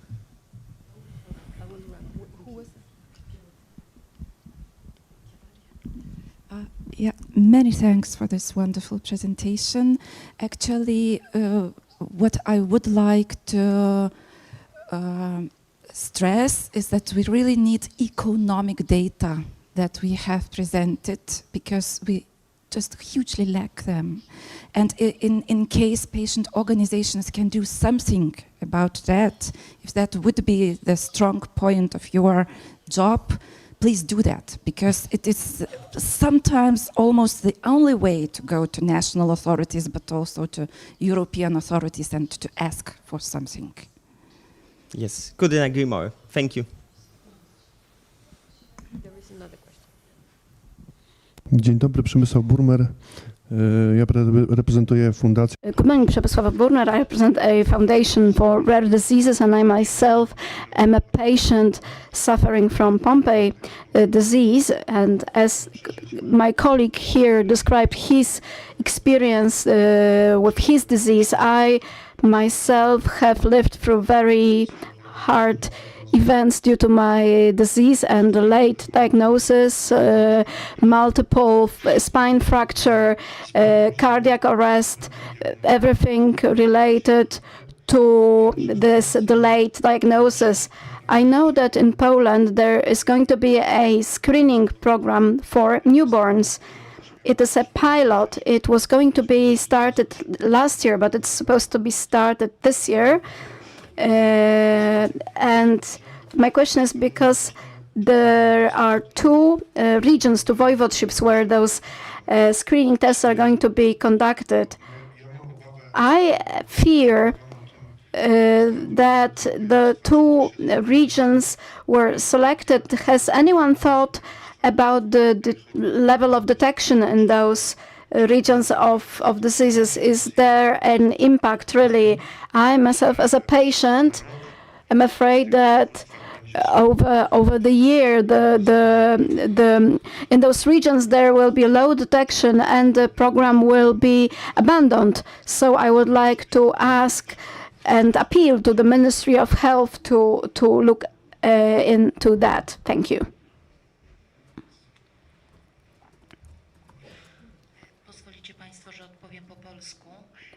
Let me respond in Polish, although, well, I'm not sure, but maybe Professor Monika Gos will agree with me.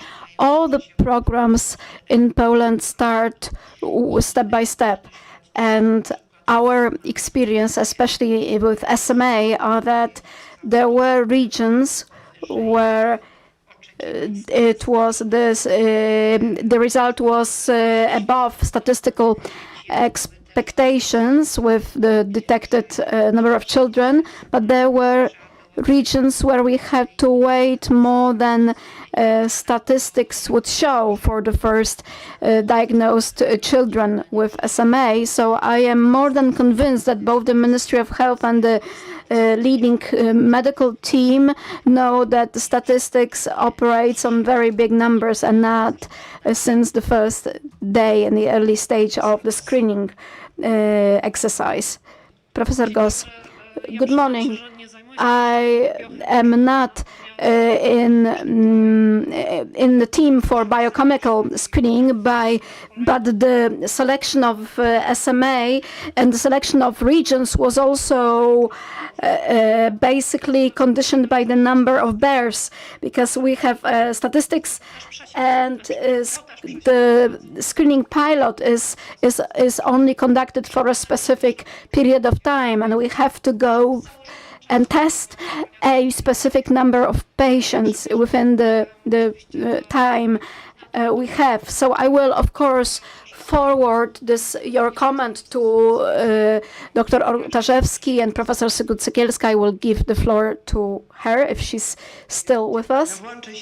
Let me also respond, because the newborn screening for congenital metabolic diseases such as Pompe disease, like Fabry disease, from the clinical perspective, I myself with my team am responsible at the Institute for Mother and Child, and the pilot is going to be implemented with the acceptance of the Ministry of Health this year already, probably not in April but in May. So because it is a pilot study with a large population, we don't have any knowledge on the actual incidence of this disease or prevalence of this disease in various regions of our country, because it was detected in the selective symptomatic screening, but our knowledge based on symptomatic screening may not prove to be exact when compared to the newborn screening.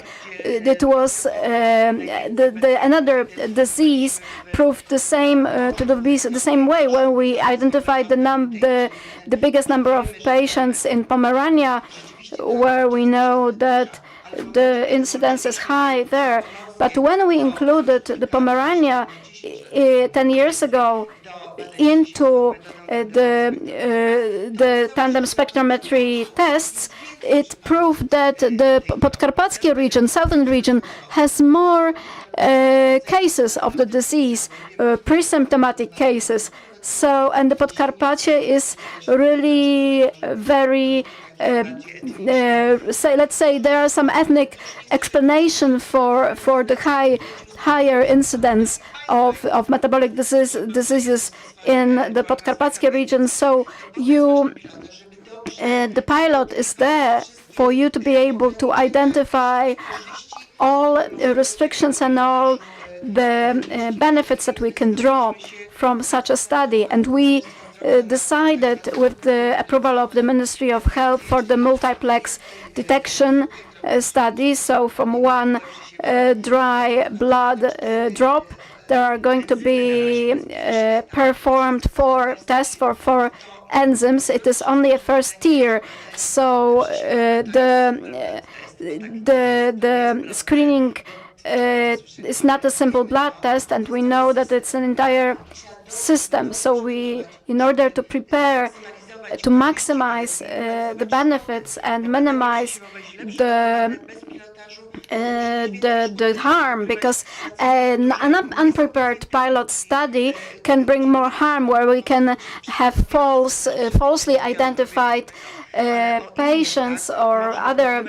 We can recognize pseudo deficits. So we in vitro we have a detection, but not in vivo. There are a mass of pseudogens of different variants of the disease. So the entire screening study for newborns is a whole system. It needs to be conducted properly, so it not to fail the trust of our patients. The lysosomic storage disease, such as Pompe, Gaucher, Hurler, MPS 1, both of those, all those diseases will be included in the multiplex, and then we are going to see and know, once we have the algorithm, we would know how to extend it after we, like we extended the tandem MS method test. So we have now less births, so it may be faster, but you can see the what it is about. So every journey starts with the first few steps, yes. Thanks a lot. I got the guest of it by help of Daya. Thank you very much for that. So perhaps we can conclude the session with one question to the two of you. Thank you again for your presentation.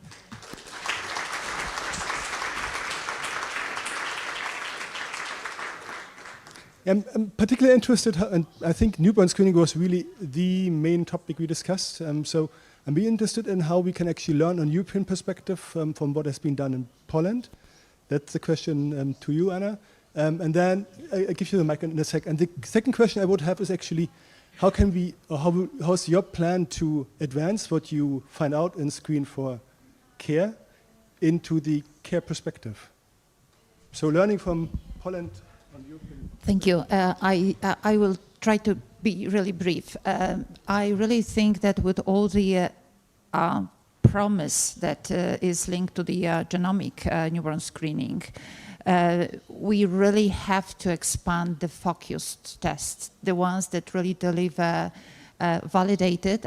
As it was said, it's not a simple test, it's about the accuracy of the test and also the timing and the system that is not right behind, but it's a part of the test. So identification of the patient with a proper test, but also really knowing where the family should go once the result is in place. And I think this is the biggest challenge we had and the biggest success that we have in terms of SMA, because the baby is taken care of right from the very beginning. There is no delay.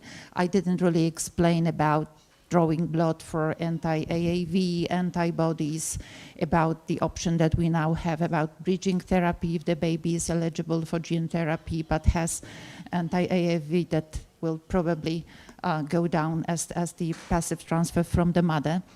So there are certain expert groups that already discuss it and know how to do it. And I think that it really should go in parallel, expanding the newborn screening for the diseases when we really know exactly how NBS should be done, but also joining forces for the novel methods, having in mind a very clear way to provide care for the child and the family. And I think with the lower number of births that we have, basically the pediatricians will find an excellent space for proactive care when the phenotype is not very clear. And one more thing, if you still allow me, and it's also for ERDERA, we should invest more for natural history studies, because once we had natural history studies, like for SMA, deciding how effective the treatments are, it was clear. But we have many diseases where we have a spectrum of phenotypes, or the patients are really rare. So there were no good natural history studies, and it's so hard to get funding for this. And without natural history, good outcome measures, no clinical trial will be successful. And this is something else that we should join forces. Yeah, thanks a lot. So there's actually, I'll come to you in a sec, there's also part on ERDERA on real-world data and outcomes. So there is a infrastructure being built which can be used to actually set up respective natural history studies. And I think this will also be taken up and looking at DIA by respective calls, or one call which can be used to apply for respective funding. So I think this will come. And then the last question for the session. Yeah, we have 2 minutes in the session. No, we'll be very quick, Holman. Yeah. So basically, that's exactly what we need to know. So basically is the feasibility. So Screen for Care should be able to prove feasibility of a large scale European somehow and newborn screening, and this is why we are trying to involve more countries, more than the original one planned in the project. The second point is sustainability, and this is a very key point. And because rare disease we know has an European dimension, and so this is what Europe says about rare diseases. This is what we need, and our approach, at least in Screen for Care, is to try to get ERNs fully involved, embedded in the newborn screening, post-newborn screening care. For example, to have some NBS task in each ERNs, because ERN has the expertise for the diseases. We cannot, just be confident on pediatricians, because standard pediatrician may not be able to recognize and to identify the standard of care of, retinitis or whatever else. So I think ERNs have a crucial function, role. This is what we are trying to do, to promote this role and to get them really into the NBS system in the real practice. That's my answer. Yeah, thank you. So I appreciate it's really emphasizing the role of the ERNs as a nexus between care and research, and I also did that for the diagnostic research workstream. So I think this is really one point where the importance of the ERNs is placed. With that, I thank you, the speakers, for your very nice presentations. I thank all of you for your attention, and I think I head back to you. Yes, thank you very much, Professor Gressner. And big applause for all the speakers in this very interesting session once again. And now there is a time for a break. We are meeting back for the next session at 11 sharp. Czas na przerwę, szanowni państwo, zapraszamy i widzimy się z powrotem na drugiej sesji o godzinie 11.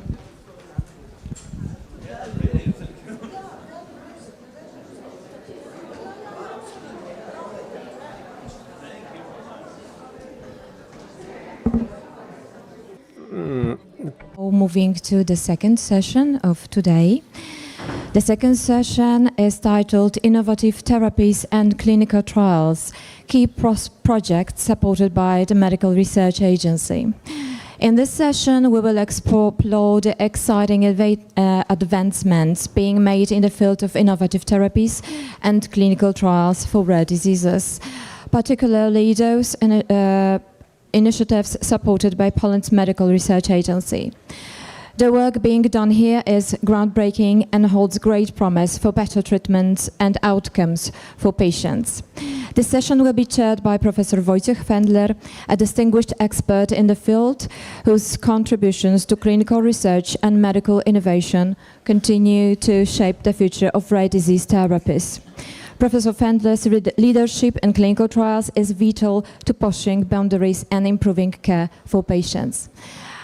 Professor Fendler, the floor is yours. Thank you very much. Thank you for inviting us here. Thank you for appreciating the role of the Medical Research Agency. And those days of diagnosing monogenic diabetes and shaping the system are probably long gone behind me. Now I'm an administrator, but I'm doing my best to push forward and open the doors which were locked at the time when I was doing active research. But for now, after 6 years of funding the Medical Research Agency, we can say that where we are now is a groundbreaking and monumental change against something that was before 2019. Creating the agency, establishing a funding mechanism for non-commercial clinical trials, for supporting the biomedical sector, for shaping innovations, is something that was woefully missing in Poland. And at this time, after 6 years of operations, we can state that no other agency in Poland is doing what we are doing, what we have taken hold of, and we are filling the gap which was unfilled and completely unsupported. We all know that funding of research in Poland is not enough. We are lacking about 2 times as much money in National Science Center. We have probably enough, but some of it might better manage in the National Center for Research and Development. What was missing were clinical trials, particularly non-commercial ones. Clinical trials where researchers can shape their ideas, can put them into action, and can make their discoveries affect people's lives and improve the system of medical care. And what the agency is doing is exactly that. Right now we are coordinating more than 400 trials, 400 projects. Among them, about two-thirds are clinical trials. And those are trials devised by researchers, by doctors, based on the clinical needs of the patients that they're treating. Those are innovations of Polish researchers. Those are things that can be put into action, that can affect the system. And they, apart from their scientific gains, which are the obvious and primary goal of clinical trials, are also providing patients with access to innovative, groundbreaking therapies and making them be treated as if they were in the United States, UK, or other Western countries, which we look with awe usually. So what the agency is doing right now is, as I mentioned, over 400 projects, some of them funded by EU funds, most of them funded by Polish national funds, 240 trials are non-commercial clinical trials right now.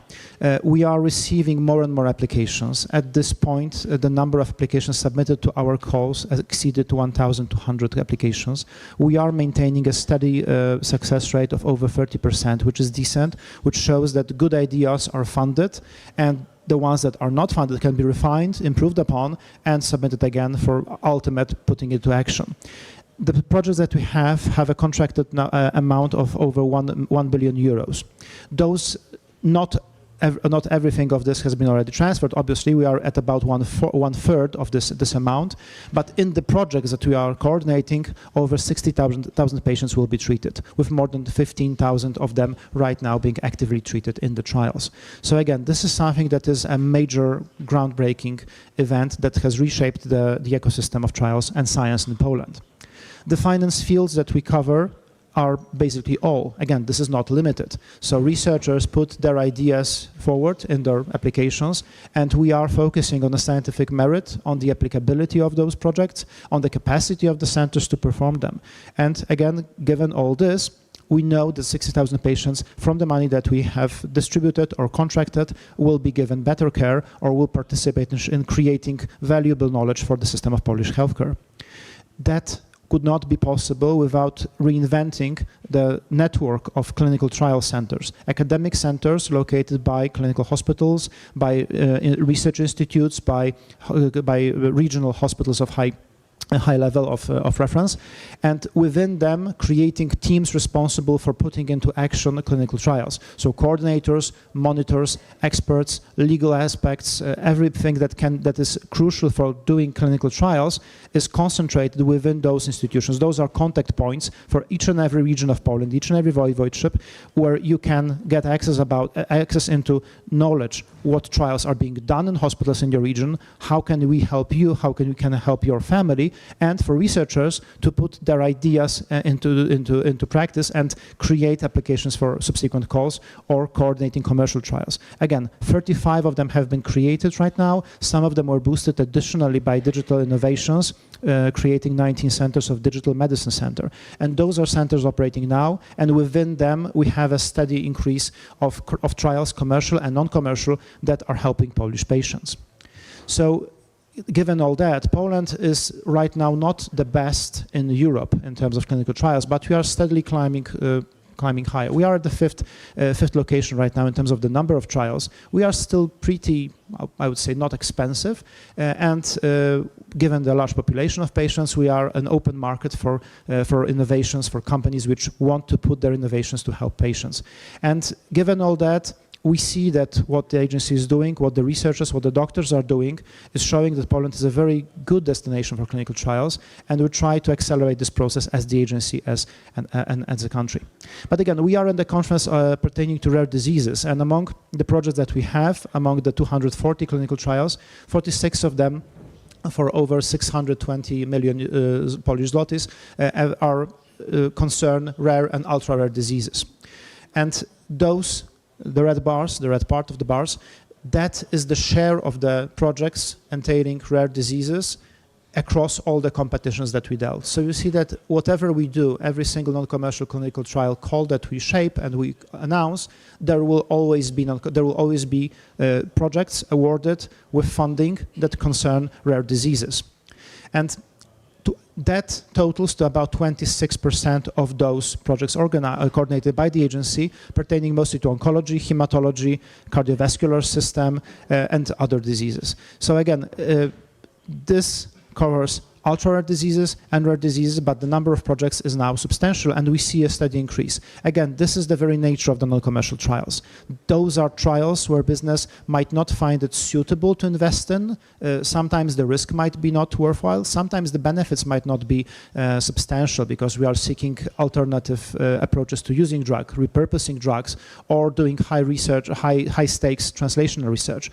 But the researchers, the Polish scientists and scientists from abroad who want to do research in Poland have the capacity right now to voice their ideas, to get funding, and put that into action. And we hope that we'll see those projects come into fruition soon and show benefit for the patients and potentially for the system. And what we see is that that the projects cover drugs which usually are on the market. Again, this is the nature of the non-commercial trials. We're not doing registration trials. We can't do that with funds from the national from the agency as of yet. But those are drugs either used in different applications or in different combinations, different doses, different methods of delivery, and all that can affect the improvement of patients' care in different fields.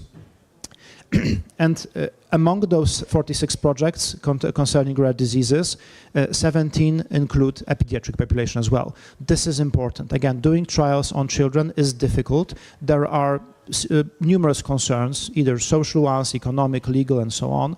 So again, I strongly applaud all the researchers that take this challenge and do this, put into action their ideas by crossing those barriers, breaking through, and launching projects which can help the patients of this neglected population and making them be treated as if they were in the Western, more developed countries. So again, this is something that was not done before in Poland. Right now, this is the current reality.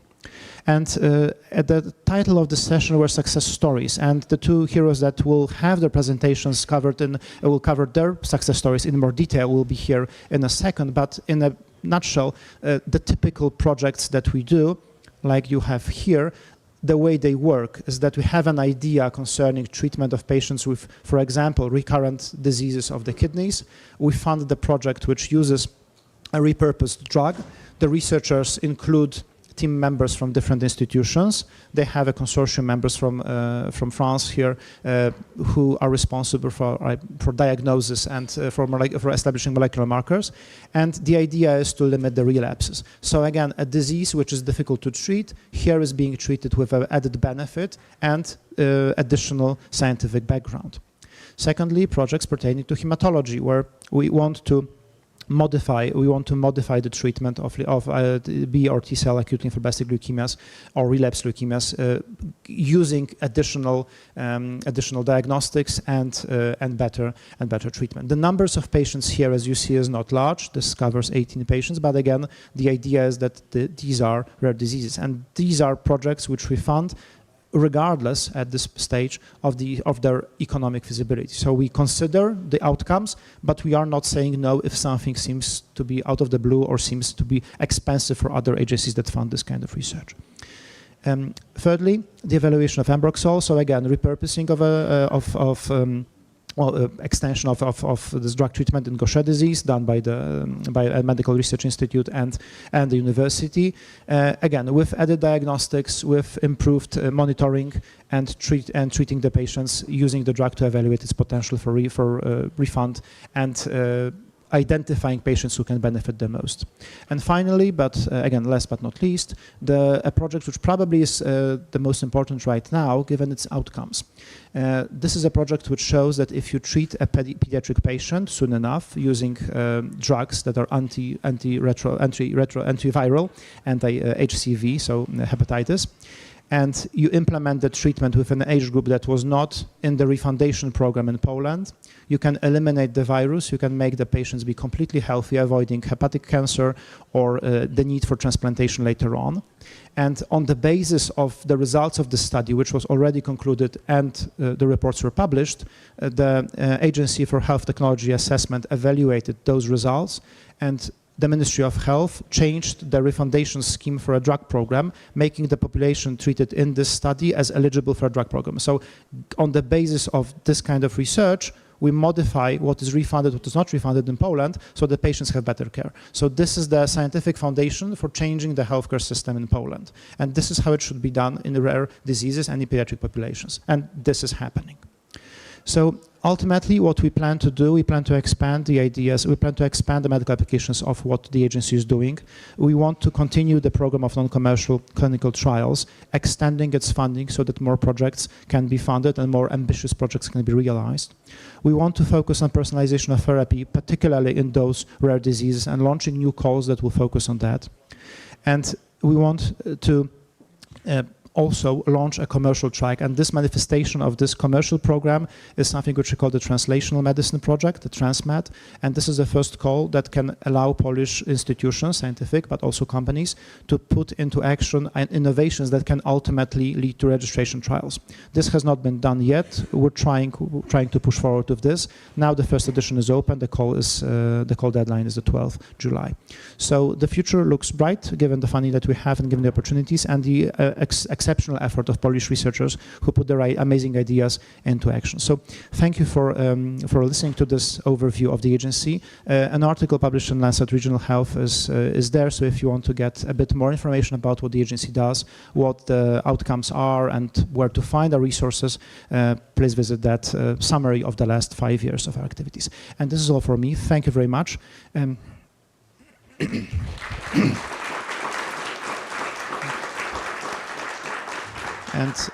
given our slight delay at the beginning, I would suggest that we go to the two presentations now, and the discussion, if need be, will be after the last one, given the time we have. Okay. Thank you. So I would like to introduce Professor Anna Raciborska. There you are. Professor Anna Raciborska is a Polish specialist in pediatrics, pediatric oncology, and hematology. She was appointed professor on March 2024. And I will be brief, again, given the introduction, but she is one of the leaders of the Polish, of the Medical Research Agency's projects. Right now, how many are there? 3? 3 projects. 3 projects, yeah. Okay. So she's leading 3 projects. Some of them were launched in the very first call that we had. And she's doing exceptional projects on rare diseases, in oncology, and is showing how you can put into action the non-commercial trials using the funds that we have to help patients of neglected populations and to push the boundaries of knowledge and to push the boundaries of clinical care. So we applaud you all, and we'll be happy to listen to your talk. Thank you. Thank you very much. Thank you for the invitation. Oh, okay. Maybe first, I try to tell who I am and where I work. I am pediatric oncologist. I am head of the Department of Oncology and Surgical Oncology in Children and Youth at the Mother and Child Institute in Warsaw, the first clinic to treat pediatric cancer center in Poland since 15th. Every year, around 1,100 to 200 new cancer cases are diagnosed. So currently, there are 20 oncology clinics in Poland. What makes us stand out? You are the only surgery department dedicated only cancer patients in Poland. We use state-of-art surgical reconstruction techniques. We are the pioneers of limb salvage surgery in children and adolescents in Poland. To the date, we have performed over 1,200 such procedures in children. It makes us as a unique and leader in the Europe and on the world. We are pioneers also in the surgical treatment of lung metastasis in children and adolescents in Poland. And of course, we have a lot of international collaboration. We are a member of many societies. We are partner of St. Jude Global Alliance since many years. We conduct multi-center international clinical trials, and we provide treatment to multiple patients from other countries. And maybe one slide about context of the problem. And the growth rate of cancer in Poland is much higher than the growth rate of the population, and in the highest in Europe. In children, cancers are the second cause of disease after accidents and injuries. And despite comprehensive multimodal treatment, not all children are cured. In some disease, no improvement has been achieved for over 20 years, and maybe this is the reason why I am here, and I am happy because this session about success story, and I am happy that I am part of the success story. I want to start my presentation from the story of one child. Boy diagnosed 2008, single system multifocal Langerhans cell histiocytosis. He received treatment. But at the beginning, it means since 2008, changes in MRI in the central nervous system was observed. Nobody knows what is this, but the changes was observed only. And after the patients finished the treatment, the changes still were, but were observed only. In 2017, the clinical symptom of CNS appeared, but observation was the adult treatment. When the patient was admitted to the Mother and Child Institute in 2020, he was deeply disabled. He used a wheelchair and he had speech impairment. Some words about histiocytosis. What is this? There are rare, ultra-rare diseases, primary in children, most often up to 6 years age, more often affected boys. Before the era of personalized treatment, 30% patients died, especially very young children. Unfortunately, what is very often forgotten, that up to 50% of children have distance complications significantly affecting their quality of life, like our patients. Pathogenesis for this disease was long unknown, but in 2010, Badalin Very published a paper in which he described the presence of mutation in BRAF gene in histiocytosis patients. Currently, in large proportion of patients, the molecular basis is known, and it has a huge clinical implications.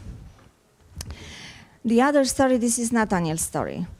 He was 16, where he was diagnosed osteosarcoma with metastasis to the lung.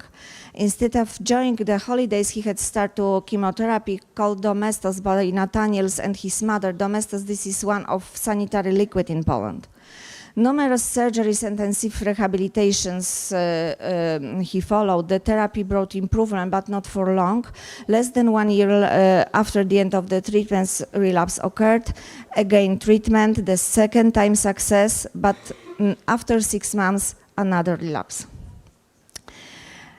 what is malignant cancer? As histiocytosis, they are very rare disease. Primary bone cancer account of 6% of all neoplasm in Polish population. It is approximately 60 new cases per year.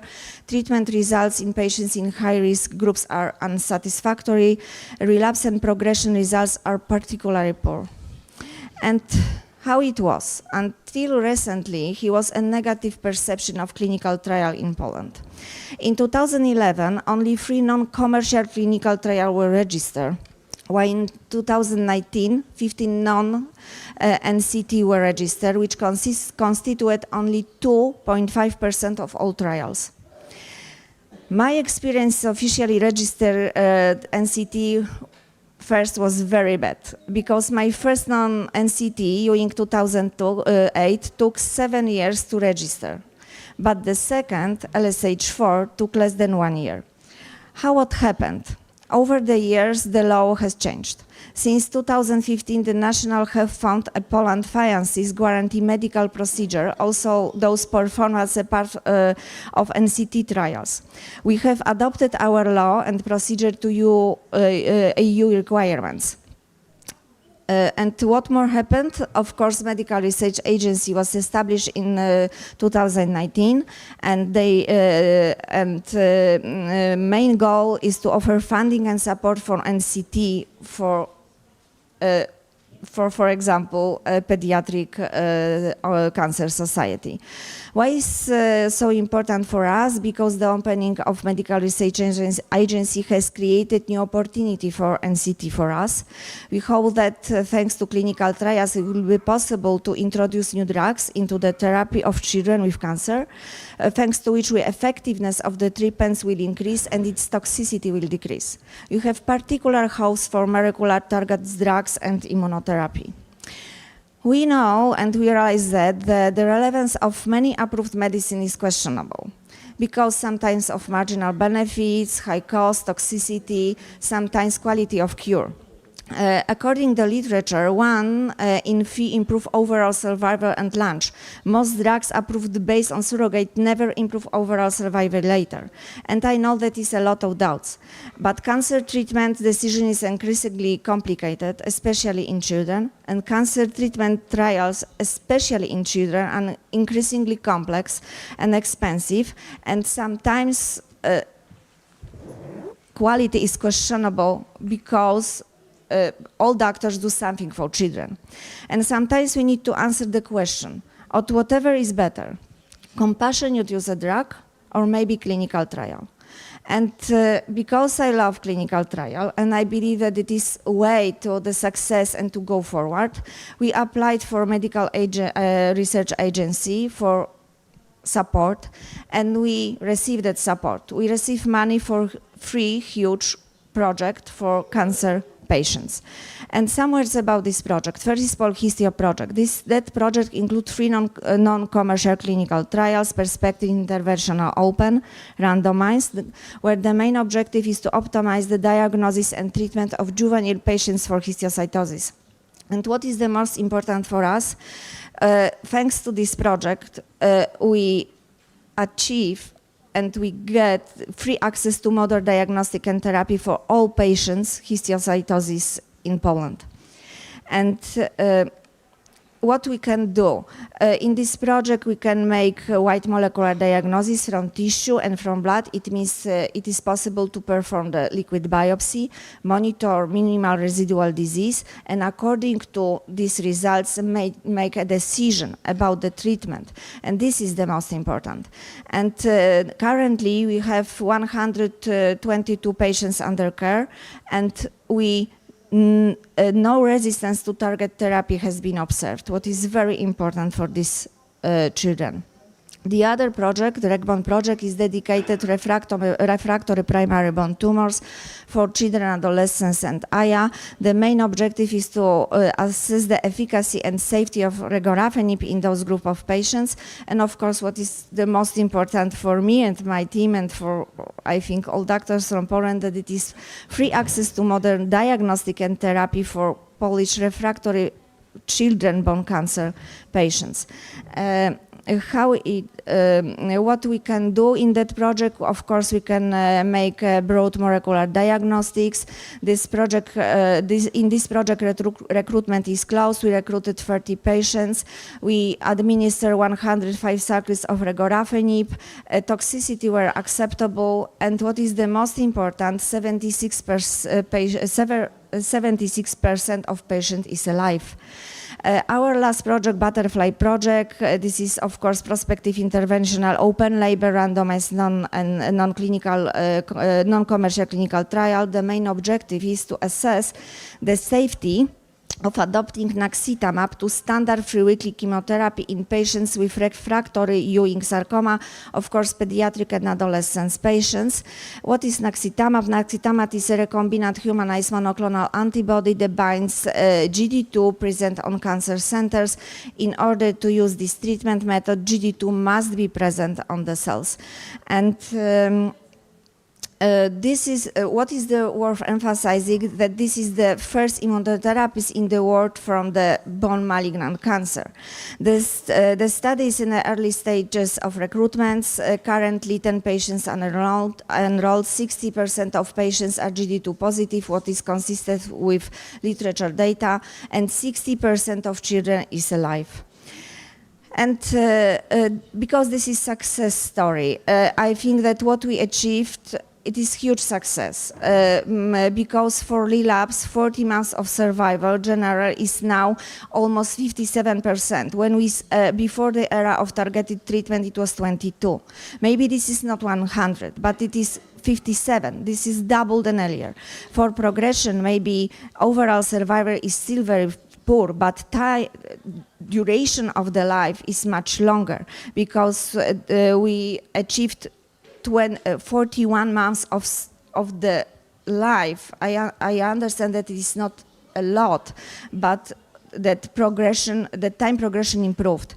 And what I want to emphasize here, because we are a clinic dedicated to bone cancer centers, and I believe in that rare disease should be kind of centralized. And in UX, when I started my work 25 years ago, the overall survival for bone cancer was horrible, almost for localized patient. Now, for example, in Ewing sarcoma, in the case of early diagnosis and centralized treatment, over survival is up to 90%, like in leukemia, an increase of 100% over the last 25 years. In osteosarcoma, in the case of early diagnosis and centralized treatment, overall survival up to 75%, and increase 50% over in the last 25 years. And this is huge step forward. And I believe that we can do this better, and we one day achieve the same like in histiocytosis, that the overall survival will be 100%, because in our study all patients are alive, and what is the most important, quality of life is much better. And of course we have another problem, but now I want to show you my patients. This is that patient who was deeply disabled. He is still under the treatment. Now he can move, and now he can write. And this is, I think that this is fantastic. And what about Nathaniel? Targeted treatment within RegBond project was added to the standard treatment, and for 2 years he has been living a full life. He is healthy, he is firefighter. And this is the end, my success story. Thank you, of course, Medical Research Agency for support. I believe that they don't forget about me. Thank you for the attention, to all for your daily work, and welcome to cooperation.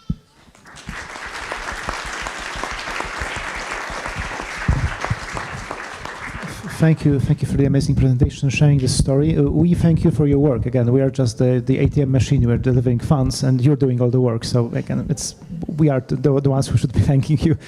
Thank you. And the third speaker in this session will be Professor Katarzyna Koturska-Jóźwiak, who is a distinguished pediatric neurologist at the head of the Department of Neurology and Epileptology at the Children's Memorial Health Institute in Warsaw. She is a key figure in several prominent organizations. She represents Poland on the board of member states for European reference networks. and leads the coordination group for SMA treatment in Poland. And under her leadership, the department became certified for the treatment of SMA with nusinersen, strengthening Poland's position as the leader of SMA treatment in Europe and possibly the world. So the floor is yours, Katarzyna. Thank you. Dzień dobry. Good morning, everybody. Thank you for the kind introduction. Today, I will be talking about the two pathways that may drive us to the non-commercial clinical trials due to the benefits of the Medical Research Agency. And these two pathways are based on the lessons learned by us in the field of tuberous sclerosis complex. I am, of course, biased because these two pathways are based on our two grants from the Medical Research Agency. I will be talking about epilepsy, but epilepsy is not a rare disorder. It affects about 1% of the general population. And it is regarded by WHO as a major medical problem or challenge. Unfortunately, epilepsy encompasses, it's not a single entity. It encompasses many different rare diseases. Some of them are really very rare, and they suffer from all the deficits or shortcomings characteristic for rare diseases, including very few medications that are approved for those rare epilepsies. It can be even worse because some of the rare epilepsies are associated with the persistent and progressing neurological and neurocognitive deficits, and those are included in a group of developmental and epileptic encephalopathies. Again, a group of disorders. Some of them are really very rare, and some of them are associated with a severe neuropsychiatric comorbidities, including severe intellectual disability and severe motor impairments as well. Unfortunately, those disorders are progressing, so the symptoms that develop in infancy or early childhood then persist over time and get worse. The patients are at risk of sudden unexpected death, and they require extra medical services throughout their lives, including some services that are really difficult to get in the so-called adult medicine, for example, the services under general anesthesia. It can be even worse, like in tuberous sclerosis complex, because it's not only developmental and epileptic encephalopathy, but it is also a multisystemic disorder characterized by the benign tumor development throughout the body of the patient, starting from the heart, the brain, the skin, the kidneys, the liver, and so on. Plus severe epilepsy associated with the neuropsychiatric disorders. TSC starts, of course, very early in the patient's life because it's genetic condition, so the patients develop cardiac tumors before their birth. They also develop brain lesions before the birth, so the patients can be diagnosed very early, even before birth. Then they develop skin lesions, kidney lesions, and so on. And as I said, epilepsy. But it's epilepsy and neurocognitive comorbidities that contribute to the burden of the disease in the majority of the patients. TSC is characterized by the overactivation of mTOR pathway, which results from the mutation in either of two genes, TSC1 and TSC2. Both do in the normal conditions, they do control this pathway. If either of the two proteins is lacking, then this pathway is overactivated. And this overactivation of mTOR pathway leads to the most characteristic brain lesions in tuberous sclerosis complex associated with epilepsy and all the neuropsychiatric landscape of symptoms in the patients. Epilepsy in TSC usually starts in early infancy, between third and fifth month of age. It is usually, at the beginning, the focal epilepsy, but then other types of seizures develop, and including the most severe epileptic encephalopathy, so-called West syndrome or infantile spasms, associated with the 100% of intellectual disability in the patients then thereafter, and persists in adulthood, where when it is usually drug resistant and requiring polytherapy and associated with the severe neuropsychiatric comorbidities.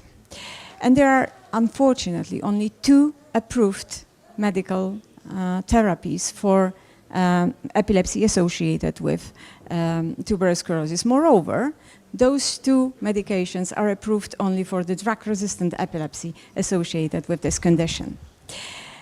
There are more question marks than real statements in the recommendations or guidelines for the epilepsy treatment in tuberous sclerosis complex, especially for the older patients and for the more severe cases of epilepsy. All the recommendations do state that the early recognition of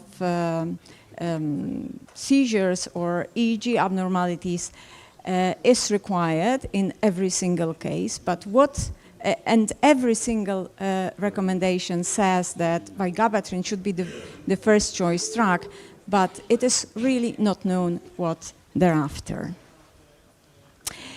We know that some of the symptoms of TSC might be controlled with mTOR inhibitor, and one of them, everolimus, is approved for brain tumors and kidney tumors associated with that disorder.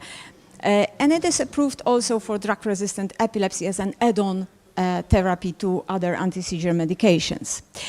It is known also from the preclinical studies, like here shown on this slide, that mTOR inhibitor given after the onset of seizures may help control the symptoms of the disease. And it is recommended to use everolimus as an approved drug for drug-resistant epilepsy associated with TSC. Unfortunately, even though the results of the clinical trials were beneficial for everolimus, it is not available for everybody, mainly due to the cost of the therapy. It is, for example, in Poland, it is not reimbursed, but it is the case of many other countries. Moreover, some of the patients, including those most severely affected with the disease, those who developed infantile spasm, were excluded from the trials, so they are also excluded from the label of everolimus. There is a drug that is very similar to everolimus. It's called sirolimus or rapamycin, and it is a drug that used to be used at the very beginning in the trials in tuberous sclerosis complex.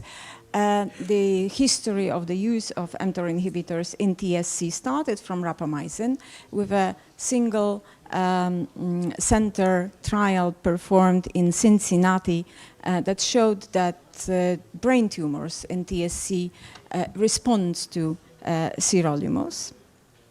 But then it has never been tested in the regular clinical trials. The one trial that was dedicated to epilepsy associated with TSC, which was non-commercial, was inconclusive due to the not sufficient enrollment in the trial. So this is why we decided to apply for a grant from Medical Research Agency to try sirolimus in drug-resistant epilepsy associated with TSC, and we got this project. So we are still on the way. The study is still enrolling the patients, both children and adults, everybody who suffers from drug-resistant epilepsy associated with TSC, including those patients who suffer from infantile spasms or who had infantile spasms in their history. That was the one way to propose the non-commercial clinical trial. The other one is the continuation of other projects that were conducted by our team. We know that epilepsy starts at the age of 3 to 5 months, but the patients are diagnosed earlier, usually. So we know that the patient is at high risk of epilepsy, given that TSC patients develop epilepsy in about 90% throughout their lives, and in 70% of them, epilepsy starts in the first year of life. So this is why we tried to intervene earlier. So we tried to give the patients the same anti-seizure medication, vigabatrin, that is used for seizures a little bit earlier, when the EEG started to deteriorate, indicating that epileptogenesis, so the process leading to epilepsy, is ongoing, but before the clinical seizures. So first of all, we decided to perform an open label, very short and simple study showing that it works. It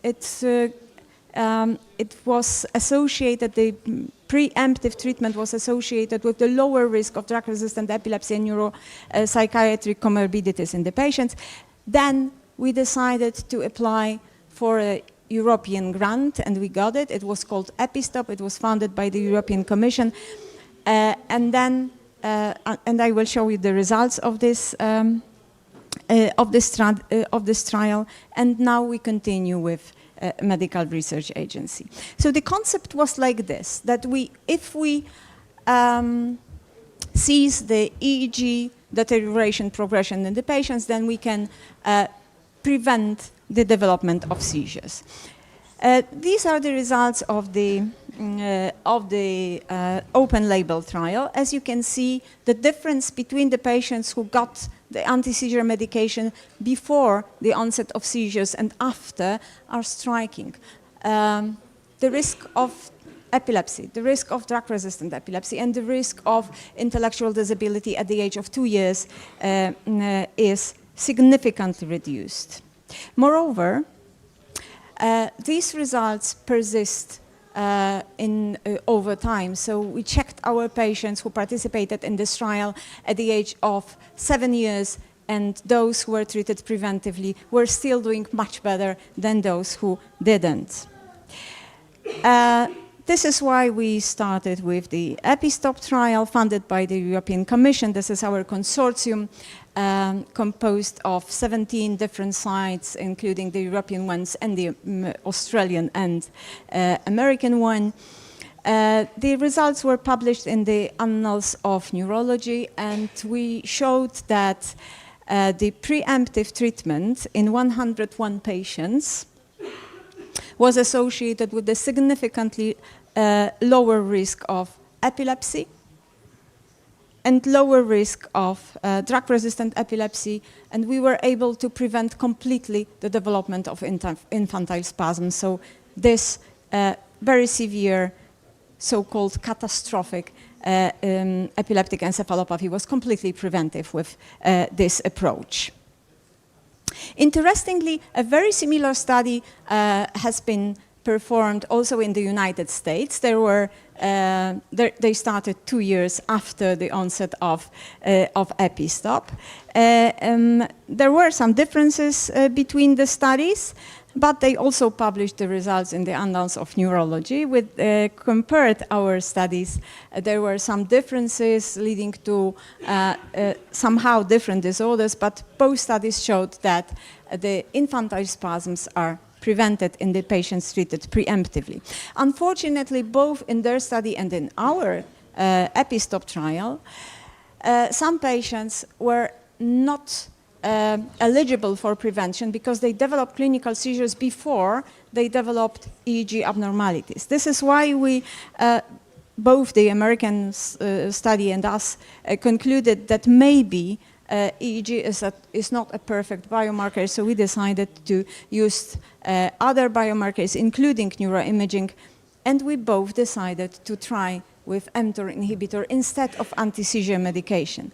Again, getting back to the preclinical studies, there are some evidence that the preemptive use of rapamycin prevents epilepsy. So this is why we submitted another study to the agency, which is called FIRAP, and which is dedicated to the use of mTOR inhibitor and comparing to the anti-seizure medication in the preventive treatment of epilepsy in tuberous sclerosis infants.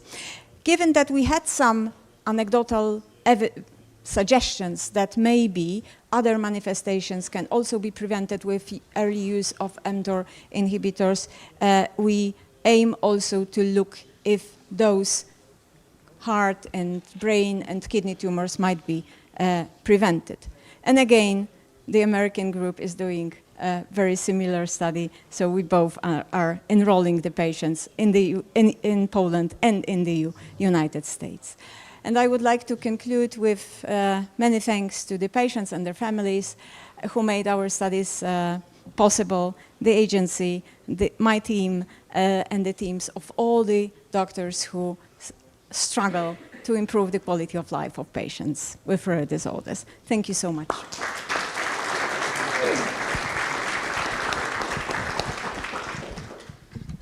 Thank you very much for your presentation and this transformative trials that will help the patients. I don't think we have time for a discussion sadly now because of the interruptions, so we'll proceed to the next session. Thank you very much. Thank you very much. And so I would like to just take a little bit of your attention because we have a very special part of this program of today that is going to take place now. And I would like to also address my special thanks to the Medical University of Warsaw that is hosting us not only yesterday and today, but also thanks to whom we will be able to do this very special surprise and event. And I'm going to give the floor to Marzena to say what it is. Thank you, Daria. I'm really very excited to invite you right now to take part in a very special surprise event, the ceremonial unveiling of a mural for rare diseases. This mural is the first and the only one in Poland. It is a symbol, powerful symbol of solidarity and support for approximately 3 million people in Poland, 30 million patients in Europe, and 300 million patients worldwide living with rare diseases. And at the unveiling ceremony, we will invite you all to join us and leave your handprints on the mural as a symbol of your solidarity and support for rare disease patients. It will be a commemorative moment, a sign of our solidarity and support for rare disease patients. And after the ceremony, the lunch will be served at 12:30. So let's go outside and see the mural.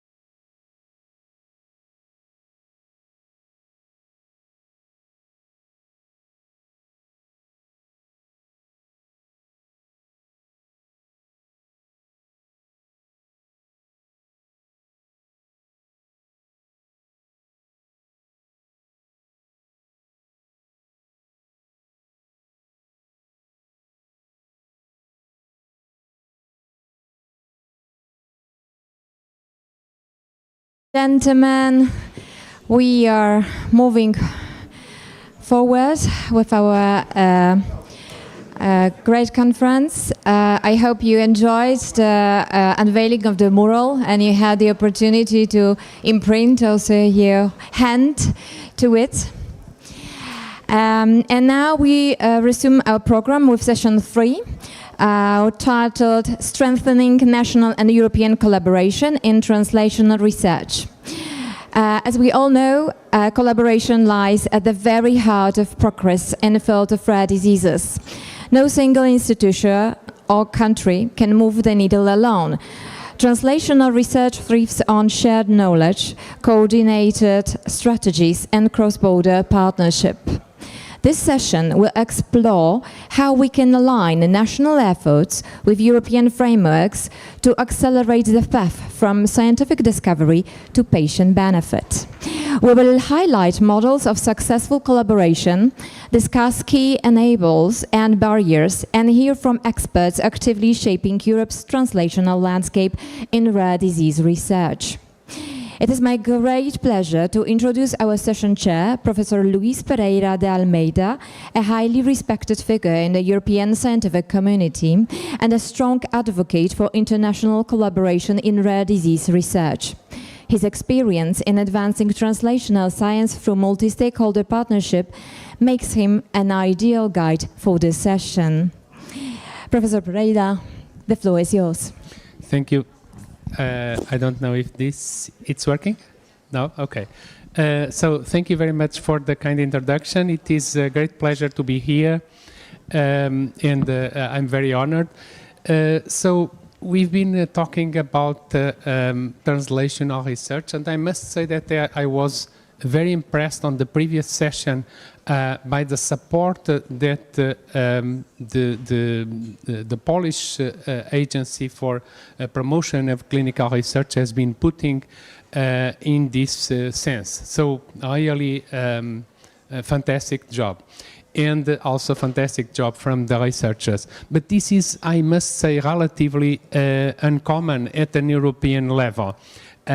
We have been doing a tremendous job in terms of diagnosis, a tremendous job in terms of research and discovering new treatments, but then we have an issue in terms of translating these discoveries into application, into benefit to patients. And so we have really to make an effort to change this and to take advantage of all the opportunities and to not only at the national level but also at the European level to make this translational process a success. This is particularly the case when we talk about gene therapy, that I will give you also a little bit more of information in a moment, where we see that actually Europe is generating many more papers, many more research work as compared to US. But then when we compare the translation, when we compare the number of clinical trials, number of companies and number of products that are marketed, we see that there is we completely lose compared to the United States, where we see a translation that is much more efficient as compared to Europe. So we must do something about this, and it is to talk about this that we are gonna hear our speakers today, that I would like to thank for being available to present their work and their view on these questions. Now, I will now give the floor to Dr. Hélène Le Borgne, a policy officer for research on rare diseases and health systems at the Directorate Général for Research and Innovation at the European Commission. Dr. Le Borgne works on research on rare diseases and health systems, supporting, for example, the preparation and work of the co-funded European Partnership on Rare Diseases, ERDERA, that you've heard about. She also supports the European Commission involvement as funder at the International Rare Diseases Research Consortium, EURDERA, and other relevant projects funded under the EU Research and Innovation Framework Program Horizon Europe and its joint undertaking Innovative Health Initiative IHI. So without further ado, Dr. Hélène Le Borgne.